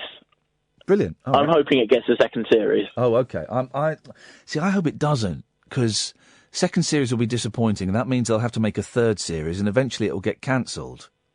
Well, it's Netflix. They renew things on the drop of a hat. When are they going to make... Oh, no, this is Amazon. When is Amazon going to make a second series of The Man in the High Castle? I enjoyed that. Enough people watch it to make it financially viable. I enjoyed that. I've not seen it, although with Jonathan on the phone, not online, the one thing's reminding me that I did watch Star Trek Beyond this week. Oh, hang on a second. Well, Jonathan's there. Jonathan, do you want to hear about Star Trek Beyond? I've already seen it. Did it turn you gay? No. What did the incredible scenes of bumming make you nauseous? There were no scenes of bumming. Okay. Oh, that's disappointing. I thought it was going to be... The whole Sulu gay thing was a storm in a teacup. A big gay storm in a big pink teacup. Well, there's literally nothing on screen that would distinguish it from, say, his brother being in the scene. You know, I agree with that. The most it gets is... Hang on a minute. Jonathan, did you just agree with the whole thing's a storm in a teacup? Yeah. Because it was you that phoned up to bang on and you brought the teacup to the party, then you poured storm into it. The teacup was already there. Okay, I'll give you that. But you certainly brewed a storm in that teacup. I just mixed it a little bit. Well, apparently there was a kiss, but it was cut from the finished film. Oh, good. But yeah, in the actual film itself, what I will say is that there's nothing in the original Star Trek canon to suggest that original Sulu wasn't gay. But it's not the same Sulu, though. No, it's a different timeline, but you'd argue that the characters would be roughly the same, probably. But there's nothing to suggest that the original Sulu wasn't gay. Right, okay. Well, didn't he have a daughter, the original Sulu? He has a daughter in this. Okay. Oh, well, which of course they can do. Yep. Well, is it any good, Pete? Would it be now? Bearing in mind, my 6 and 4-year-olds went and saw the last Star Wars film. Would they like this? Do you think? I think so. It's the most Star Trek-y film since one of the later Patrick Stewart ones. It's a nice character film. You know, everyone gets their bit. Okay, well, I might take the boys to see that because I like a little bit of Star. I'm a bit geeky. I like a bit of Star Trek. Yeah, you should. Thank you, Pete. Anything else? I think that's it. Tutty bye. Yes, Jonathan. Hello. I'm getting grief for giving you an easy ride. What planet must they be on? Anyway, what have you got for us, Jonathan? I was flicking through the stations at about 10 o'clock this evening, and I heard a rather unusual news story on 5 Live. How long were you flicking through the stations for? About 5 minutes. Okay. I can just about live with that. Just about. Go on, what was the unusual story on 5 Live?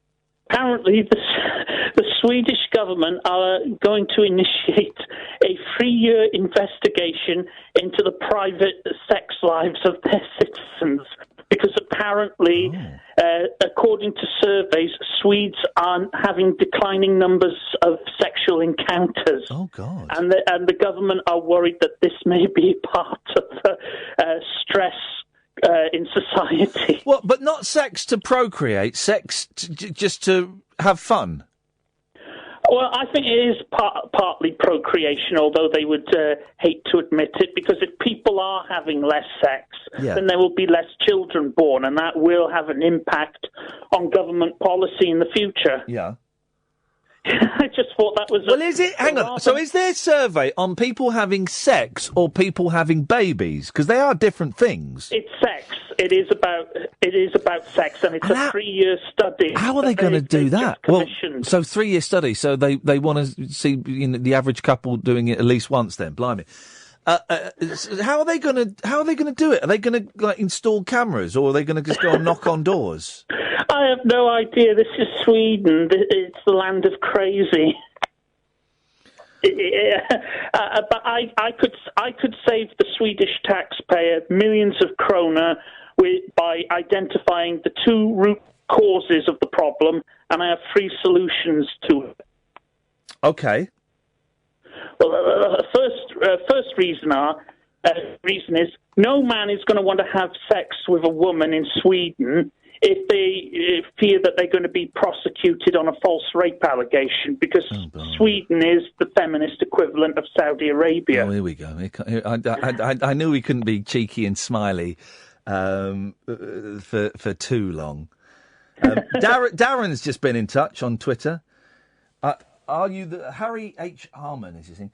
Darren here, no attitude. You were wrong. You caused that, not me. Have a nice sleep, and I'll call Monday so you can apologise prop. I think alcohol was involved in that. Well, no, let's not, because he's not here to defend himself. So I don't want to cast any aspersions. But he is. Oh no, it was fun. It was entertaining. Oh, of course it was. He's in Milton Keynes, so that would explain it.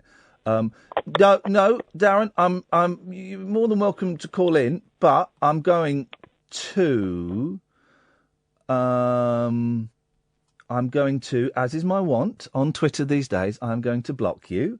You will make all kinds of things up about that, and that is absolutely wonderful, but it is my choice to block you on Twitter, and I'm allowed to do that. Jonathan, you're boring me now, so I'm going to cut you off. Let's go to Craig. Evening, Craig. Oh, hang on a second. There you are. Hello, Craig. Evening, Ian. Evening, Craig. I can only afford the 5-minute argument. Oh, man alive. It's left me feeling uncomfortable, but I'm going to block that there because that's what I'm allowed to do. I'm allowed to block people, and that will then create a whole... You block me, you can't stand criticism and stuff like that. Was it... What happened, Craig? It just got off to a bad start, didn't it? Yeah. He didn't play along. No. And we never did get to hear what he wanted to say. So it was his loss. No. Well, and again, I don't want to be rude about things. I don't want to be rude about him because he's not here, But No. I don't know. I'm guessing. I would guess, and some people on Twitter are agreeing with him. I would guess he's not been listening very long, and I'm making that up. I don't know, but I imagine he's not been listening to this show for quite a while. So I don't know, but I'm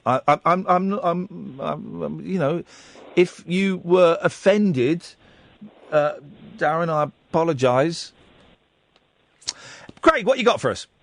Well, Keenan, I've been listening to your yesterday's show just before this. Oh, yeah. So you've been on for like 5.5 hours for Flipping me. heck, man, that would drive you nuts. But you ended on Keenan and Kel and then started on Keenan and Kel with callers. Yep, lovely bit of Keenan and Kel. They've been working together twice recently, and they're thinking of doing a 20th anniversary show. 20th anniversary of Keenan and Kel. Who'd have thunk it? Because Keenan, as you've been told, is in Saturday Night Live. Oh, I've just had a text. Do you know what the text on my mobile phone? Do you know what the text said? I can't imagine. Your parking is about to expire. I forgot to phone up and cancel my parking at 3 o'clock this afternoon. Oh, right. Oh, well, never mind. Where's the car? Well, the car isn't parked there anymore. I left. It's one of those ones where you can phone up. Oh, right, you're paying all the way up until now. Yeah! Oh, no. Flipping a bit rubbish. Yeah. But Cal, he's on Nickelodeon. He's got a kids sitcom where he plays game makers. The show's called Game Shakers. Yeah. And he plays the boss of a games company. Oh, right. So he's got work as well in a minute. Fascinating fact. Yeah. Well, it's interesting. Well, to me, it's been a constant for 5 hours, this Keenan and Kel thread. Were they ever any good, Keenan and Kel? Were they? Yeah, they were part of the good lot of Nickelodeon shows. Okay. It's quite good. Picnic at Hanging Rock. Yes. Did you enjoy it? No, I thought it was boring and unpleasant. Because there's a thing. Because the ending, it was just never explained, was it? The whole thing. Yeah. But apparently, the guy wrote the book. Yeah. And in the last chapter, it was like interdimensional Beatles did it all, the abductions. Right. And the publisher said, lose the last chapter, and it became this great mystery story. I thought it was based on a true story. Nah. Oh. It's a novel. Oh. But, so it could have been even worse with like a B-movie monster flick at the end. It was. I found it quite... blimey, Craig, I've got to go. Yeah, okay. Bye. Sorry, I've just seen the time. I've got loads of calls to rattle through. Don't call in anyone else. We've got Darren, we've got Trish, we've got Gatford, we've got Dan, and we've got Mark. Let's go through them in fairness. Yes, Mark. Hello, how are you? I'm all right, thank you, Mark. What have you got for us tonight? Well, I've got many things. Last time I called up, I tried to do something and it failed. Do you remember, Mark and Ollie? Oh, crikey, yeah, it was awful. Yeah, I know. It was. I haven't got a plan tonight, though. I'm not going to do anything. I'm just going to talk to you. Okay. I wanted to tell you, I've just been on my first ever holiday out of the country. Right. How did that go? Do you know what? It was good. And I'm 26, by the way. Yeah. My first ever time out of the country. First time on a plane. Where did you go? I went to Portugal. Everyone's going to Portugal at the moment. Everyone's off to Portugal. It's so nice. But the first time on a plane, nobody warned me what was going to happen. Yeah. So it was a little bit intense. What do you mean? No one? What happened that you weren't expecting? But when you're taking off, I thought it was going to be like this whole, just sort of a gradual kind of, building up speed. Nobody told me that, like, all of a sudden it just goes bang. Yeah, it's a flipping aeroplane, you muppet. Of course it is. That's what happens. I kind of realised this afterwards, and maybe I was a bit late in thinking You see, that, the but, runways aren't yeah. that long. They've got to get to maximum velocity quite quickly. I was very scared, Ian. It was quite intense. But it was okay. I survived. Yeah. Well, they And blow then up in the through air the- sometimes, don't they? Or crash in the sea, so or get shot down by the Russians. So, yeah, you were right to be scared, definitely. Well, I suppose. But statistically, isn't it safer than driving in a car? Or is that just because there's more cars? That's what they say. Well, no, hang on. Yeah, there are more cars, but that's statistically. That's why it's statistically safer. I suppose percentages. Oh, we're getting a bit mathematical. But if you're going to die in a car, I'd rather die in a car crash than a descending aeroplane. Would you? I don't know, actually. I think it must be quite sudden. What, so an aeroplane plunges out the sky and there's 300 screaming people on there, and you think that will be all right? You think that will be a laugh? You're nuts! Maybe, it wouldn't be... Well, it's the attitude! Sorry, the attitude is bad, isn't it? I'm so sorry. That guy, by the way, interesting... Okay, next tip for when you call in next time. Switch off the blooming radio in the background, you plum. I don't know what you're trying... I know that they're all there and it's all his mates and stuff. I don't know what's going on there. I'll tell you what we'll do. Darren, Triss, Gatford and Dan, we'll talk to you after midnight. Loads of calls tonight. Talk to you after midnight and then we'll do straight to air. So if you're thinking of phoning in for straight to air, hold off for a little bit because we'll get through these and... then we will take your calls. And the way it works, you can call in about anything. And you can call in about the argument. While I'm open to suggestions on how to do my job, I'm quite good at it. So I know what I'm doing. But some of you disagree with the way I spoke to Darren, and that's fine. So I'm a bit windy pops at the moment, and some of you agree with it. And here's the thing, sometimes when people phone in, because this show gets so many phone calls, you could be on hold for like half an hour or 40 minutes. That doesn't happen very often, but it does happen. You are well within your rights, if you get bored of waiting, to put your phone down. That is we phone you back, we don't after midnight, obviously, but you are well within your rights to put your phone down. So using that as an argument, that was your choice. It's your choice as a caller if you want to stay on hold or not. Okay? Happy now, guys? Good. All right, let's have some adverts. I'll see you on the other side. Talk Radio. Right, Darren, Gatford and Dan, stay there. I'm going to come to you straight after the news, and then we'll do calls straight to air. How does that work? It's very, very simple, and sometimes it works. And sometimes it doesn't work. I'll explain it all in a bit. I'm Iain Lee. It's midnight. This is Talk Radio. Late night, Iain Lee on Talk Radio. We have ways of making you talk. Little fella, you're so tired, you can hardly lift your head. But you want to hear a story before you go to bed. So if you'll be quiet and listen patiently,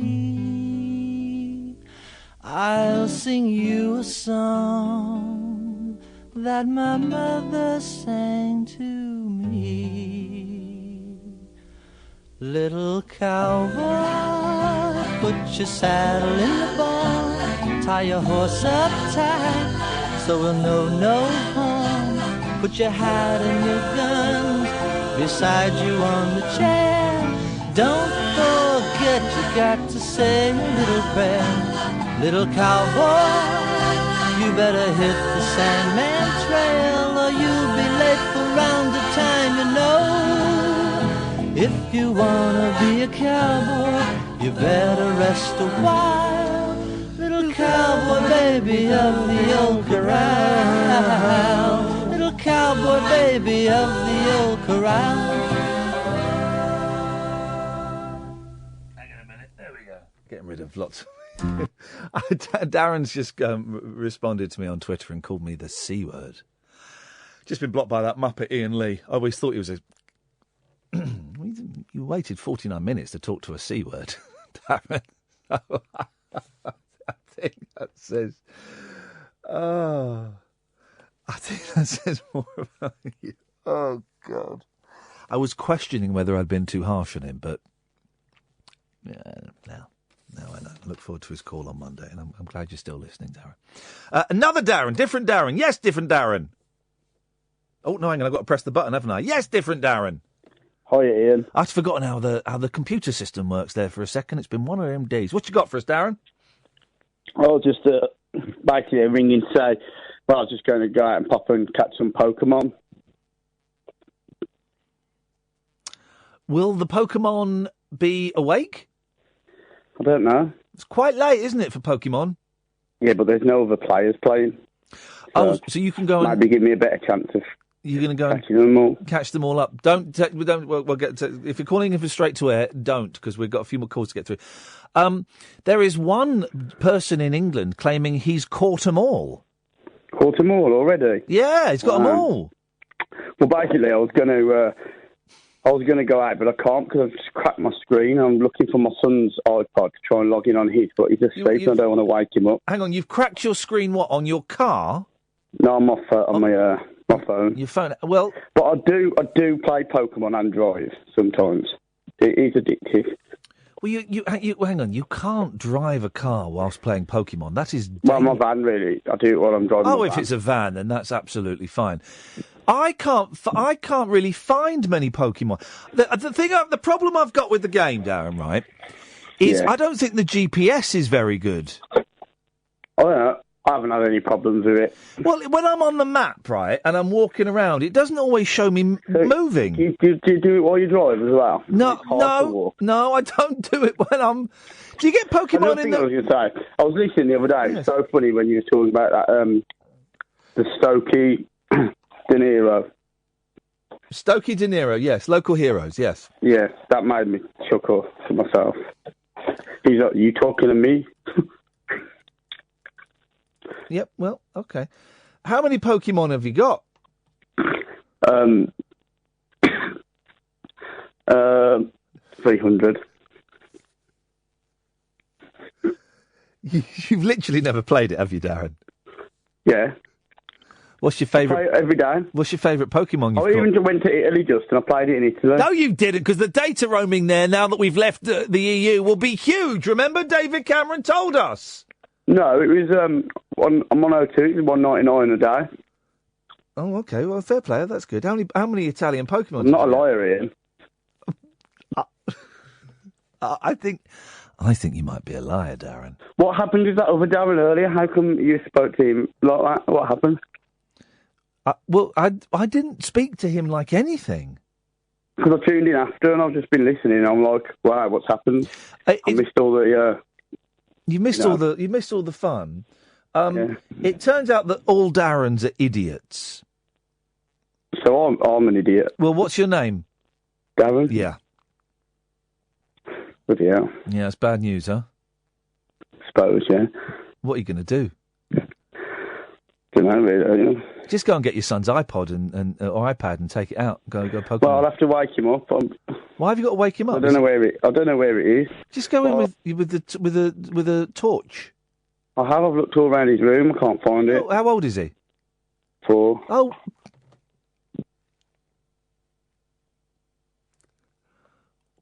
Hello.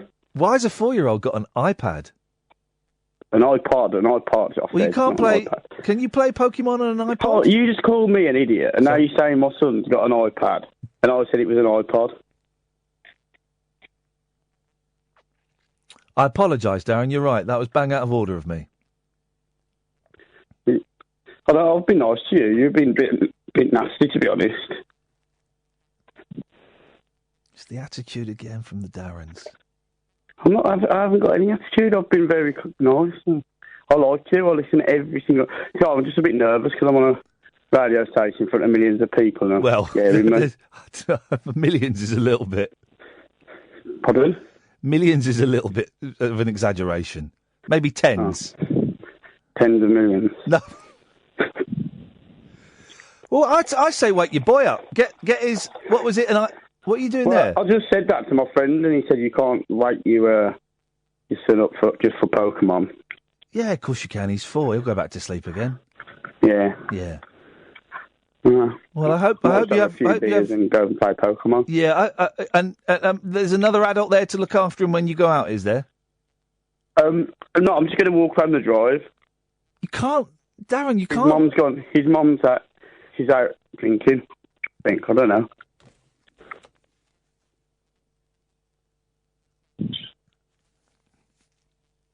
You can't leave. No, I'll just go on the drive. I'm not going to run off down the road. I'll just go on the drive. I'm not a bad parent.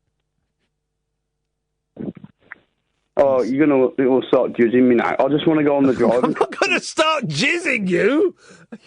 You said jizzing? That's disgusting. You said jizzing. You're going to start jizzing me now. No, I didn't. I said judging. Okay. That's really rude and vulgar. Why would I say that? Okay. What have you had for dinner tonight, Ian?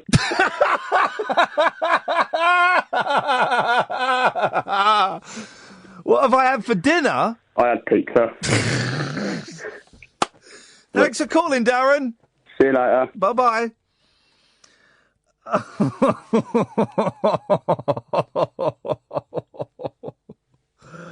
Oh, Gatford.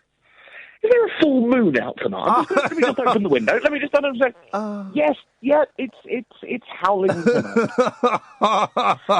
Oh my word, you attract some right sort. Oh man alive, I don't know what is going on tonight. Clearly the name Darren needs to be banned from phoning or Twitter. Yeah. Oh my word, what a bunch. Hold on, sorry. Hi, I'm Howard Hughes. That was because you know that little bit at the end, Hughes.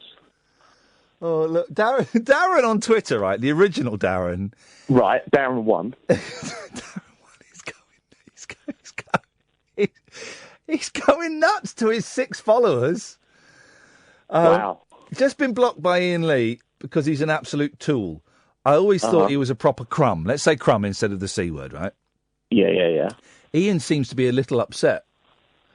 His troop of now. Misogynistic and racist are both spelt incorrectly, but it's late at night. Mates must be cheering from the rafters. These are all hashtag Talk Radio, right? The next one's brilliant. Come on, the Darrens. Now, that can't be real. And then 48 minutes, 49 minutes to talk to hashtag Ian Lee. You keep spelling my name wrong, dude, so the hashtag won't go anywhere. And get that. Listen on, listen again, and tell me I was snoring. Bollocks, he is an idiot. Okay, man. Brilliant. That's class. Here we go. Gatford. He says now, let's get Gatford on to make you feel better. Gatford, if anything, he makes me feel worse. He's the most boring caller ever. He drives me absolutely nuts with his tedious, boring calls. It makes me feel worse. You had Philip from South Norden. What's your language? Fair play. That was duller. Yeah, come on. I'm not going to talk about plastic bags. Dull and duller. Well, Philip's a legend, though. I couldn't compete with that. Well, now listen, get to the point before I block Darren again for being a plum. Right. Well, you know how you want to attract more ladies? Yeah, to the show. To the show. To the show. Yeah, sorry. To the show. Have you ever thought of going on, like, Loose Women or something? I'm being serious. I'm not being facetious. Well, but what would I go on Loose Women for? Well, you could promote the CD or the... They're not going to invite me on to... They get proper stars like Peter Andre and stuff. You could get your wangle your way on there. Get your agent on it. I could do what? Wangle your way on there. Okay. Have a word with that McGiffin woman. She knows you, doesn't she? She's not on there anymore. You must know someone on there. I don't know anybody. To the female demographic. I don't know anybody on there. I'm not. My star is in the it's way in the I couldn't even get asked on Celebrity Big Brother, Gatford. I'm not going to get on Loose Women. I was very shocked that Kath didn't turn up on there, to be honest. On Celebrity Big Brother. Yeah, I was kind of hoping. She said, ironic to be on holiday. She said no. She fair enough. Darren, you're still listening, right?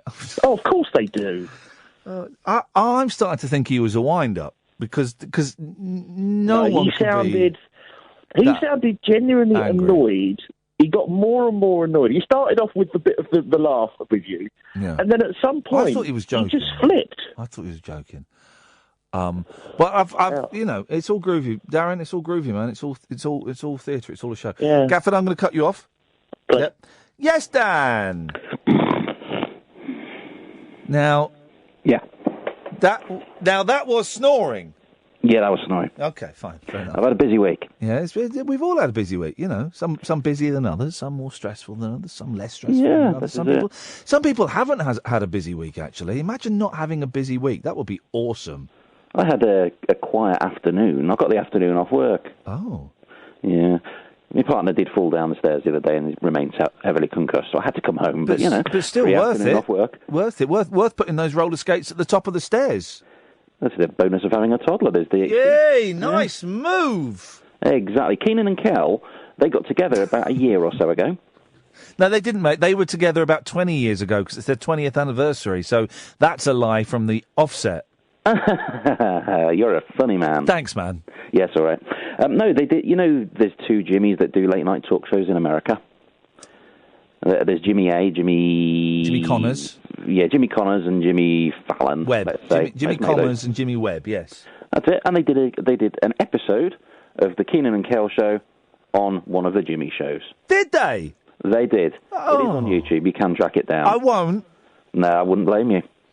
I'm going to give you a choice, Ian, because you can have tonight. Yeah. The Littlest Hobo. Yeah. Dallas. Oh. Or Neighbours. Let's go for Neighbours, actually. Yeah. Okay. Apologies for the noise there. Neighbours.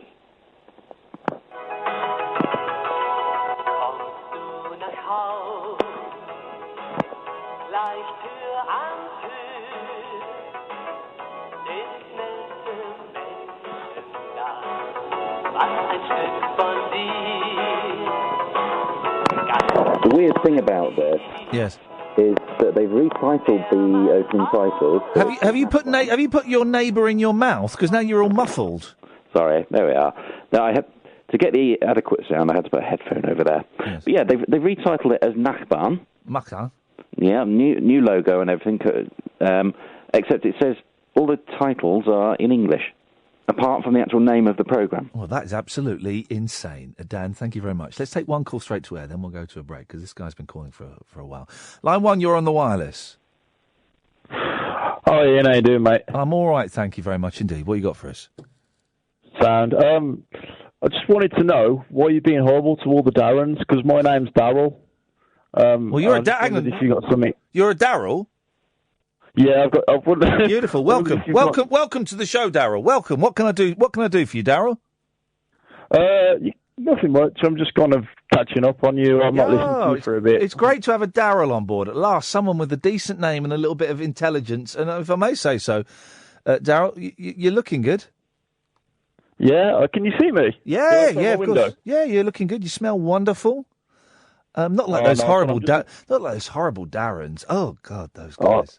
They're vile, aren't they? Yeah. Losers. The first one got really indignant with you for some reason. Indignant is a good word, but I don't want to be rude about him because he's not here. The second one was a plum. I don't want to be rude about him because he's not here though, and it would be easy to do that, and I'm not all about it being easy, so I'm not going to be too rude about him. Darryl, thank you very much indeed. Let's have a quick break, then we'll take calls straight to air.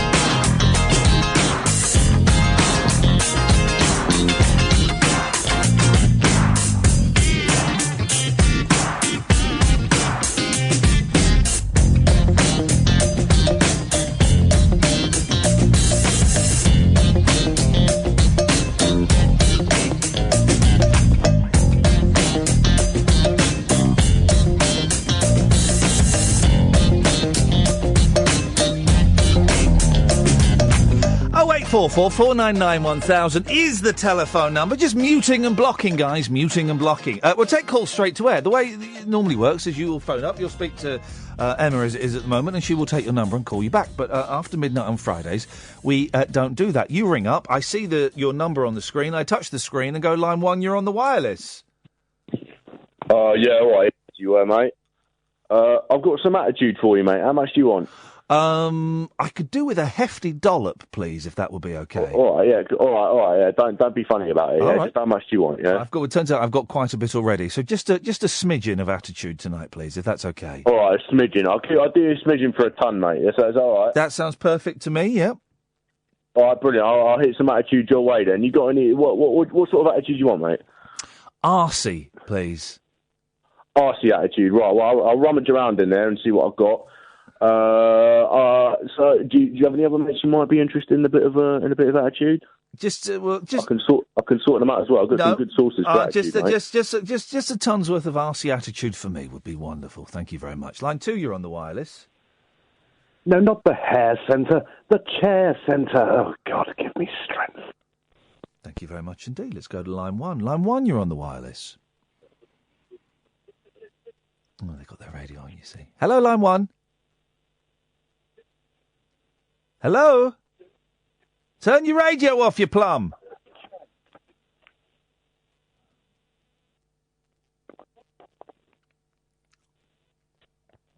If your number ends 8757, that's you on the air now.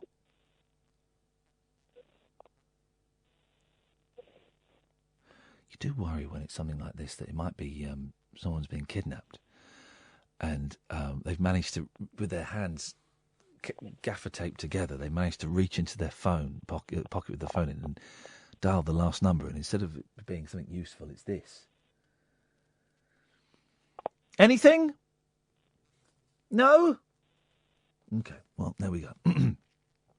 0844 499 1000 is the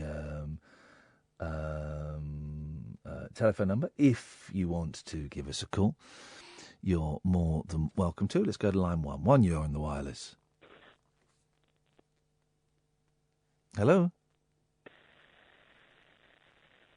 What is going on with everyone tonight? Hello? Right, okay. Let's try this one. Line 2, you're on the wireless. Okay. And sometimes people call up to make points, and sometimes they call up to be silent and to make noises down the phone, and it's all fine. And we're doing straight to air tonight, and I'm in my head. We're going to keep doing it on Friday nights, but I'm not totally committed to it. I'm going to do it certainly for the next few weeks. Although actually I won't be able to do it on the 12th because we're going to be in Edinburgh, so we may not do it. And we'll see. We might find a little workaround. We're going to do it for a few weeks to see if it works, and if it doesn't work, then that's groovy, man. And if you can't experiment at midnight on a Friday night on the radio, then when can you really? Line 1, you're on the wireless. Hello, I'm a lady called Linda.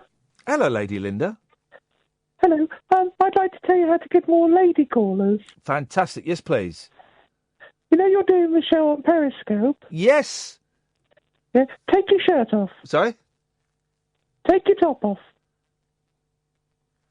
Now, do it. No. Come on, do it. The ladies want it. Take it off. No, I don't. Get it off. No, I want the show to be successful because it's a good show, not because of my... Then show me what I want. and there, I just... Now I know exactly what you ladies feel like all the flipping time. 0844 499 1000 is the telephone. God, Darren is going berserk on going berserk on Twitter.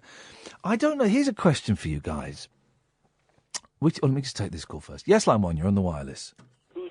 Hey, Ian, how you doing, man? I'm all right, thanks. I'm a little bit shaken, but I'm a little bit upset, but I'm all right. Yeah, I'm all right. Cool. Yeah, I've only been on for about 10 seconds, so... These things happen. Yeah, the nerves hit me now, actually. Can you hear my voice? Yes, I can. Yeah, just sort of can't breathe, actually. Shit. All Yeah, right, I've been trying to tweet you all week. What's your language? What's your language? But go on. Take a deep breath. Take sorry, it's all right, don't worry. Take a deep breath. Breathe. Yeah, I've been tweeting you all week, and yeah, I can't even breathe, man. What's up? But just Is relax. this normal? Yeah, it is normal. Just relax. Take a deep breath, man, through your nose. Yeah, I have And now. then just let it Yeah. out. And basically, yeah, I've been tweeting you since Monday night, and every tweet you've ignored.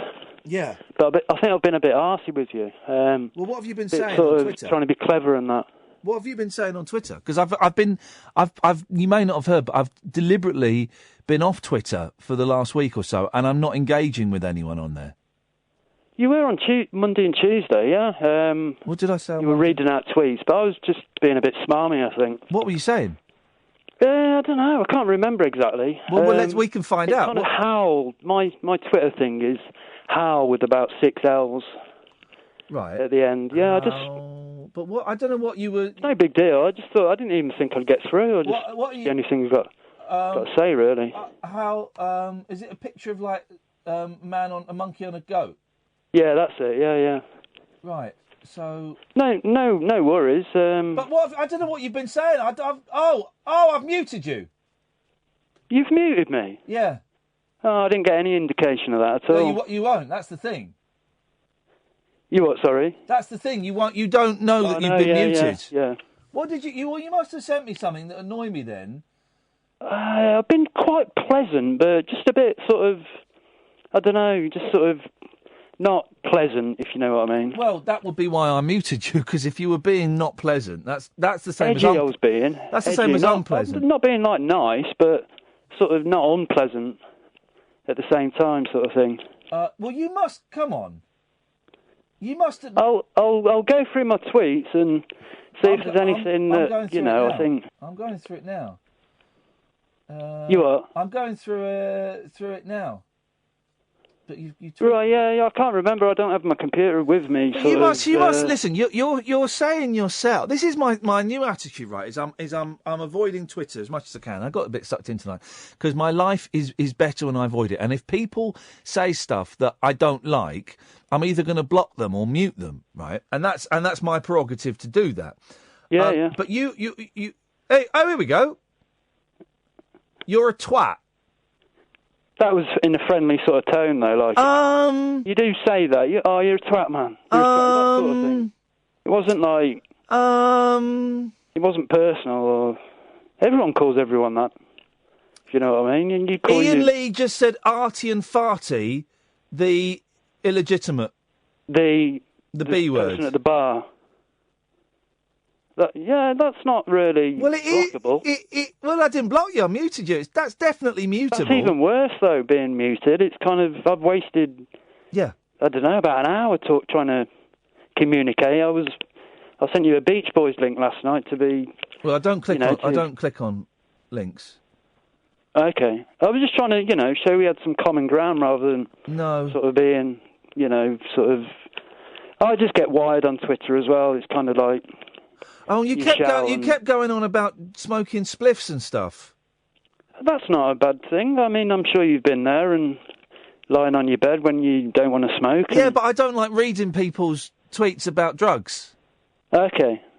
Yeah, I'm just trying to get an understanding of, what you are and stuff, I've just lit one now, so it's kind of first one of the night, so right. But I find loads of tweets about drugs and drug culture. I find it really boring.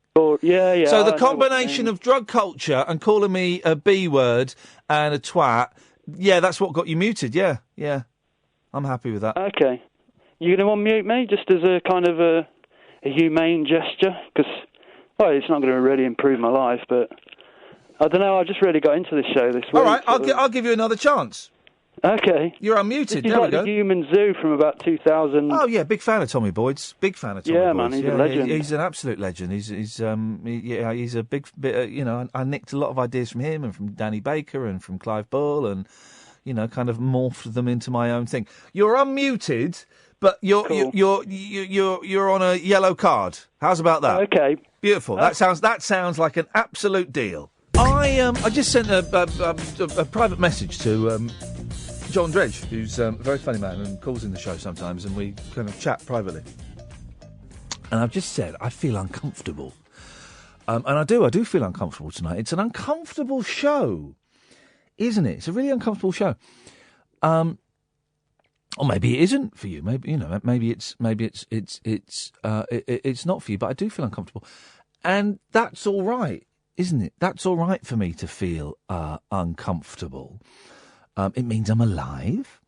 It means I'm experiencing things. I need to work back as to why I feel uncomfortable. I feel uncomfortable because of that first conversation with Darren. The second one with a different Darren made me laugh a lot. I feel a little bit upset by what happened. I'm still scratching my head as to how it escalated so quickly, and then just plenty of abuse on Twitter. And it's interesting that last call there. I don't know what's worse. What is the worst thing to do to someone? Is it to mute them, or is it to block them? If you're blocked, you know about it, but blocking seems to be kind of a badge of merit, a badge of merit. I nearly said I'm blocked by Julia Hartley-Brewer and Steve Allen, and I'm kind of quite proud of those things because they're both obnoxious. So it seems to be kind of a badge of merit, but muting, I mean, it's just them shouting at the top of a cliff, isn't it, then? Maybe I'm thinking too much about it. Line 1, you're on the wireless.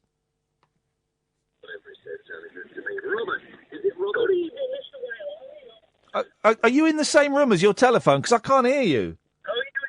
Very good. Good. On a serious point, though, about these young kids and, you basically grabbing them, we do have to be very, very careful, because I know someone who got done for it, and he said to the police, boy, he fell over, but because there was, 3 of them that said he attacked him, he basically ended up with a warning. He got his name in the paper. As a result of that, he lost his job. Really? And the kids were back there the next night. It was shocking. Yeah, well, if kids like that go around behaving in that way, they deserve everything they get. And quite frankly, I think the parents deserve a visit as well from the old Bill. Yeah, I think the best thing to do, James, is basically grab them, get them in the house and then boom them. I mean, really. Okay, that was a prank call from a mysterious caller to James Whale. Line 2, you're on the wireless. Well, I'm not the kind to kiss and tell, but I've been seen with Farrah. I've never been with anything less than a 9. So fine. I've been on fire with Sally Field, gone fast with a girl named Bo, but somehow they just don't end up as mine. It's a death-defying life I lead. I take my chances. I die for a living in the movies and TV. Try and find that tune again. You had the tune, and you try and find it. Oh, you're still there? There we go. You're not. 0844 499 1000 is the telephone number if you want to give us a call. So my children have been introduced to video games this week. Got the Star Wars, the complete saga, the old 360 game. And also we bought Star Wars... The Force Awakens. Lego versions, of course, Lego. And watching 0844 499 1000, watching a 6-year-old and a 4-year-old who've never played video games before, it is the most frustrating thing. Constantly, come back. No, not that. Oh, right, you stay there. You stay there. Come back this way. It's so frustrating. And because I'm not really... They play about half an hour, 40 minutes. And I will use that time to sit and read. Okay. So I'm not really following what they're up to on the screen. 0844 499 1000. And they keep getting stuck, and they keep getting stuck in places. And because I've not watched I don't even know if they've come from the left or the right of the screen, so I don't know what's going on. So literally on day 2 of them playing video games, I've taught them cheating. Cheating. We started looking at walkthroughs on YouTube, you know, where people film themselves playing the game and how to do it. And so we started doing that. And part of me feels quite bad that day 2 of the boys playing video games, and they get stuck and they go, right, well, let's just get the computer on. Let's have a look. Let's have a look at where we need to go. Is that bad? It's cheating a little bit, isn't it? Well, they're not learning like cheats or anything. Yes, line 1, you're on the wireless. Hi, Ian. Hello, line 1. All right. Can you hear me all right? I'm walking the dogs on a headset. You're walking the dogs on a headset?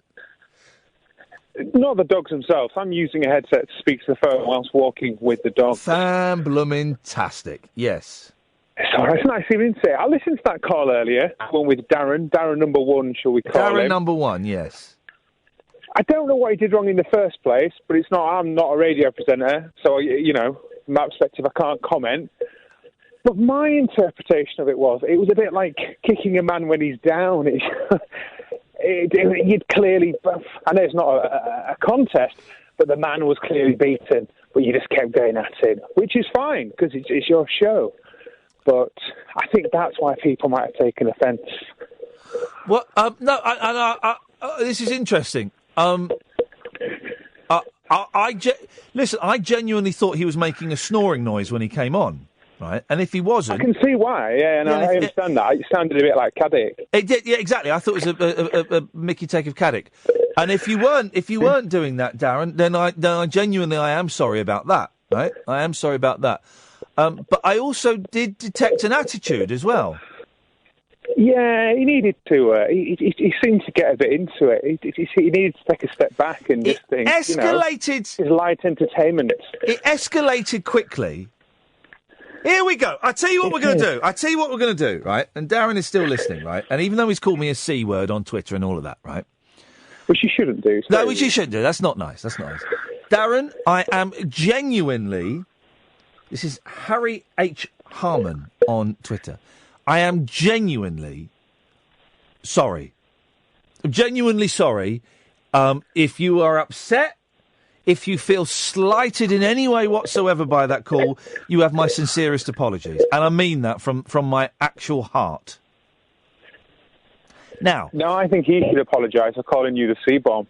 I'm not going to press for an apology. I would like one, but I'm not going to press for one. That's entirely up to him. You can only do an apology if you mean it. And Darren, I genuinely and I hope you can hear I'm being sincere. I'm genuinely sorry for any offence that may have been caused, and I would like to think that Darren and I got off on the wrong foot, and that he can be a contributor to the show. But if he chooses not to, that's entirely up to him as well, and that's a thing. So yeah, I'm sorry. How about that? But he's still. No, I mean, like I said, I can see why he did it. But it was, at the end of the day, he did get a bit sensitive about it, didn't he? He needs to man up if I go into a Yorkshire tone. But I'm looking forward to the weekend. I'm coming to your thing on Sunday. Oh, you're coming down Sunday? Brilliant. All right, well, make sure you come and say hello. Oh, that'll make me feel. I can. What do you call it? Get a selfie with you and everything. You can get a selfie with me. There weren't many people there last time, so there were only about 8 people there last time. Seriously, there were about 8 people. It was dead awkward, but it will be. Put my legs up then on the seats. It'll be fine. Yeah, exactly. Stretch out. Enjoy yourself. Cool. Right, I need to dash. I've got the dogs in the poo, so I need to pick it up. All right, bye-bye. Line 2, you're on the wireless. What is going on tonight? Can I just have I done the 22 break? I haven't. All right, no fine. I don't know, but I'm going to say this. Genuinely, Darren, I apologise.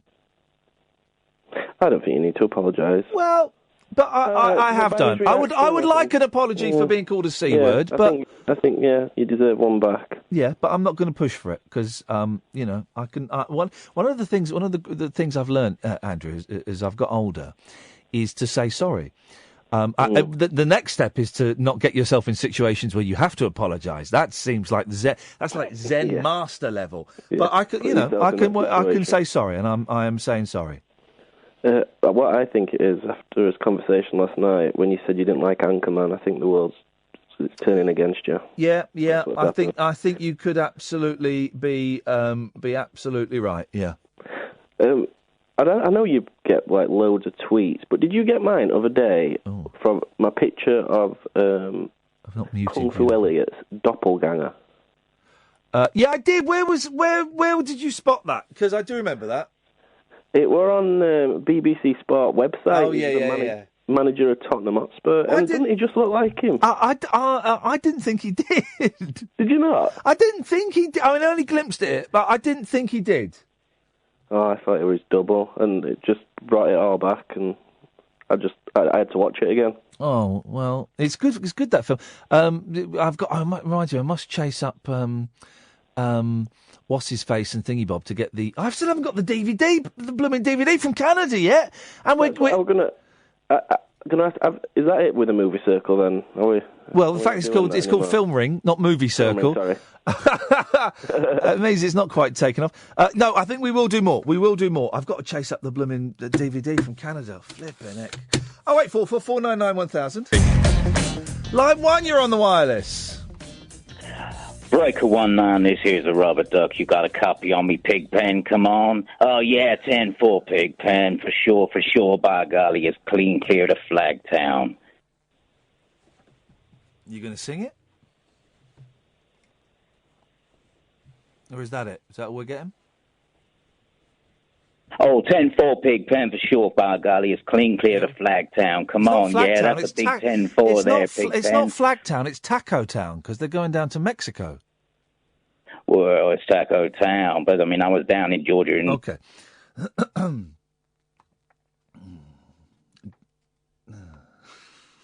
Darren has accepted my apology. He's bemused that I might like one back from him. He says, I accept your apology. I am listening. You want an apology from me? My life. I just called in. Thanks for the Twitter hassle. I wouldn't mind one for being called the C word. Wouldn't mind one for that, but that's entirely up to you, Darren. That's entirely your choice. 0844 499 1000 is the telephone number. If you want to give us a call, you're more than welcome. Twitter's weird, isn't it? I'm going to come off it again. Sean has tweeted, alienating, blocking and muting your own audience is a very odd way to go. And I've replied, not my audience, arseholes. Because that is... I'm allowed to block and mute people on Twitter if I don't like what they're saying, aren't I? It's an odd thing, the etiquette of... And I know not all of you are on Twitter, so to talk about it is a weird thing to do. And I know it's a little bit tedious, but it really is a thoroughly unpleasant environment. And I find it just kind of... it's tainted, and it's quite poisonous. Now, your experience of Twitter may be significantly different to mine because of your number of followers you have, the number of people you follow, what you tweet, what you say, what you do, what you think. But my experience of it as somebody who has in the past been on television and is currently on radio, my experience is that people can be really just horrible, really unpleasant and horrible, and they think that that's okay to call you a C, to tell you you're rubbish at your job, to tell you how to do your job, to tell you how to what you should be thinking. and it's an odd experience. And is it me being too sensitive? No, I don't think it is. And I have given it quite a lot of thought, and it doesn't look like Darren's going to apologise to me, and that's absolutely. No, I didn't call Darren. I didn't call you an arsehole. Just before I was going to apologise for calling you a C, you just called me an... I didn't call you that, Darren. I didn't call you that at all. I was referring to God. You see? Do you see? Some people, whatever you say, they're going to hear what they want to hear. They're going to hear what they want to hear. So Darren isn't going to apologise for calling me a C word, and to him that's acceptable. I find that a strange attitude. Let's go to line one. Line one, you're on the wireless. Oh, Iain, it's Ed, and I've just listened to you bang on about Twitter. Yeah. From a point of view of someone who's never had it, it seems it's my cat in the background, sorry. I don't understand why you're still there. Yeah, go on. It's about promoting yourself sometimes and all that, but you also said 8 people turned up the other night, so it's not working. It's not working for that. No, you're absolutely right. It was about 12 people, but yeah. I didn't mean that in a nice way. No, not at all. I've never had it in my life. Yeah. And yet all I hear is everyone I know has it, bitches and moans and everything else. And I even think Facebook to a degree. Yeah. You know, but if it's something that is causing you, don't sit there talking about how this and muting people and all the rest of it. Yeah. Close the account down. Yeah. I'm serious. No, and I'm agreeing. You're right. When it's something that's bearing so much of relevance in your life. Yeah. That even say over your 3-hour show, you're talking about say 20 minutes of every single show every day, and yet what you're talking about is leaving it. Yeah. You know what? All these people that are causing you, and I can see how if someone drops the C-bomb on me, even if it's you're just a blah blah, it hurts. Whether it's when the lights go off at night and you're thinking about it, or immediately that moment, and you're the type, not you, but one might be the type of person who gets angry, just drop it, mate. Because I can see that I like your show, and I love the fact that the way you interact with the public on a different level to almost any other person who puts himself out there. But what I would do is get your PR. That's great, isn't it? Everyone see you've got PR, but run it like it's one of those bots. Do you follow Charlie Sheen on Facebook? Not a lot of people do. Well, millions do, but not a lot of people I know do.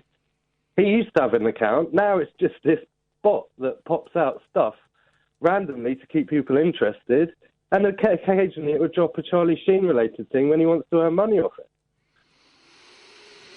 You're right. You take it way too personally. Yes, I do. And some people can be on there, and it's water off a duck's back. Yeah. And I just hate to see. I don't know you from Adam, but I hate to see anyone so personalised and targeted in some cases. And the way out of it is not to sit there talking about it. And I don't mean this enough to it. Just stop it and not have it on. I can get it on the phone somewhere, or I could get it through this. And you know what? Your relationship, from everything, from your kids to everything, will get better. I'm telling you that. You can go back to it because it's like an addiction. And I have my addictions, believe me. Yeah. But you've got to just say no. Like if it was you were still having a J while you had the kids round. I know that's history in your life, but you've got to think of Twitter a little bit like that. It's your crack cocaine. When you want to get those vibes or those feelings, you're on there as a bit of a sadist almost. Because you love it a little bit equally as much as hating it. But you've got to knock it on the head, mate. That's the most astute description of my relationship with Twitter that I've ever heard. Thank you. Good, because it's a long time coming, and sometimes I open my mouth when I don't need to, but it's just been coming to a point, and it's 4 minutes till the end of the show, and I just thought, geez, I've got to say something to him. I really appreciate that. Good. Thank you. Have a good one, mate. Thank you, mate. See ya. Nice one. Thank you. Bye. Well, that's certainly hit a nerve in a positive way, Ed. Thank you. I appreciate your honesty. Thank you for sharing. Line 2, you're on the wireless. Hey, Ian. It's Tom. Hey, Tom. How you doing? I'm all right, thank you. I'm shocked by how spot on that last caller was. Spot on, absolutely 100%. Absolutely agree as well. Absolutely agree. But I was going to try and lighten the mood a little. Yeah, go on. I don't know many Darrens, so my attitude level's quite low. But you said the other night you had an earworm of a song that keeps going round in your head. Yeah. Right, it's such a coincidence you said it. So remind me of your one again. When I put it in, my ting get wet. Oh, when you put it in, is it in yet? That's fantastic. I love that. The one I've got is actually from your show, and I can't believe you mentioned it because I've been meaning to phone you to say I've got a little bit of inspiration. So forgive me, I don't know the names that well. I'm new to the show, but is it Alan Caddick or something? The Brummy lad. Yeah, the Brummy lad. Yeah. Right, so I can't do the voice, so I'm not going to do it. But in your head, you've got to do "Glad to be gay" in a slightly raspy, Brummy accent. And it can't make it. It's got to make you smile. It's just really funny. Singing, we're glad to be gay. Singing, we're happy this way. That way. Singing, you're glad to be gay. Singing, you're happy that way. Hey! Thank you, Tom. Oh, man alive. But I can't get rid of Twitter. I've got 48,000 followers. He's right. 12 people turned up to the thing I did the other afternoon.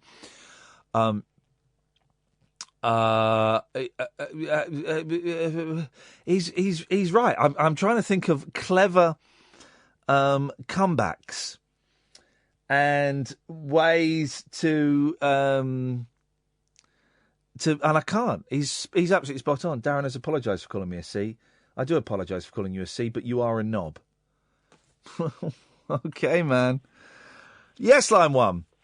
Me and Earl were hauling chickens on a flatbed out of Wiggins, and we spent all night on the uphill path for 37 miles of hell called Wolf Creek Pass, which is up on the Great Divide.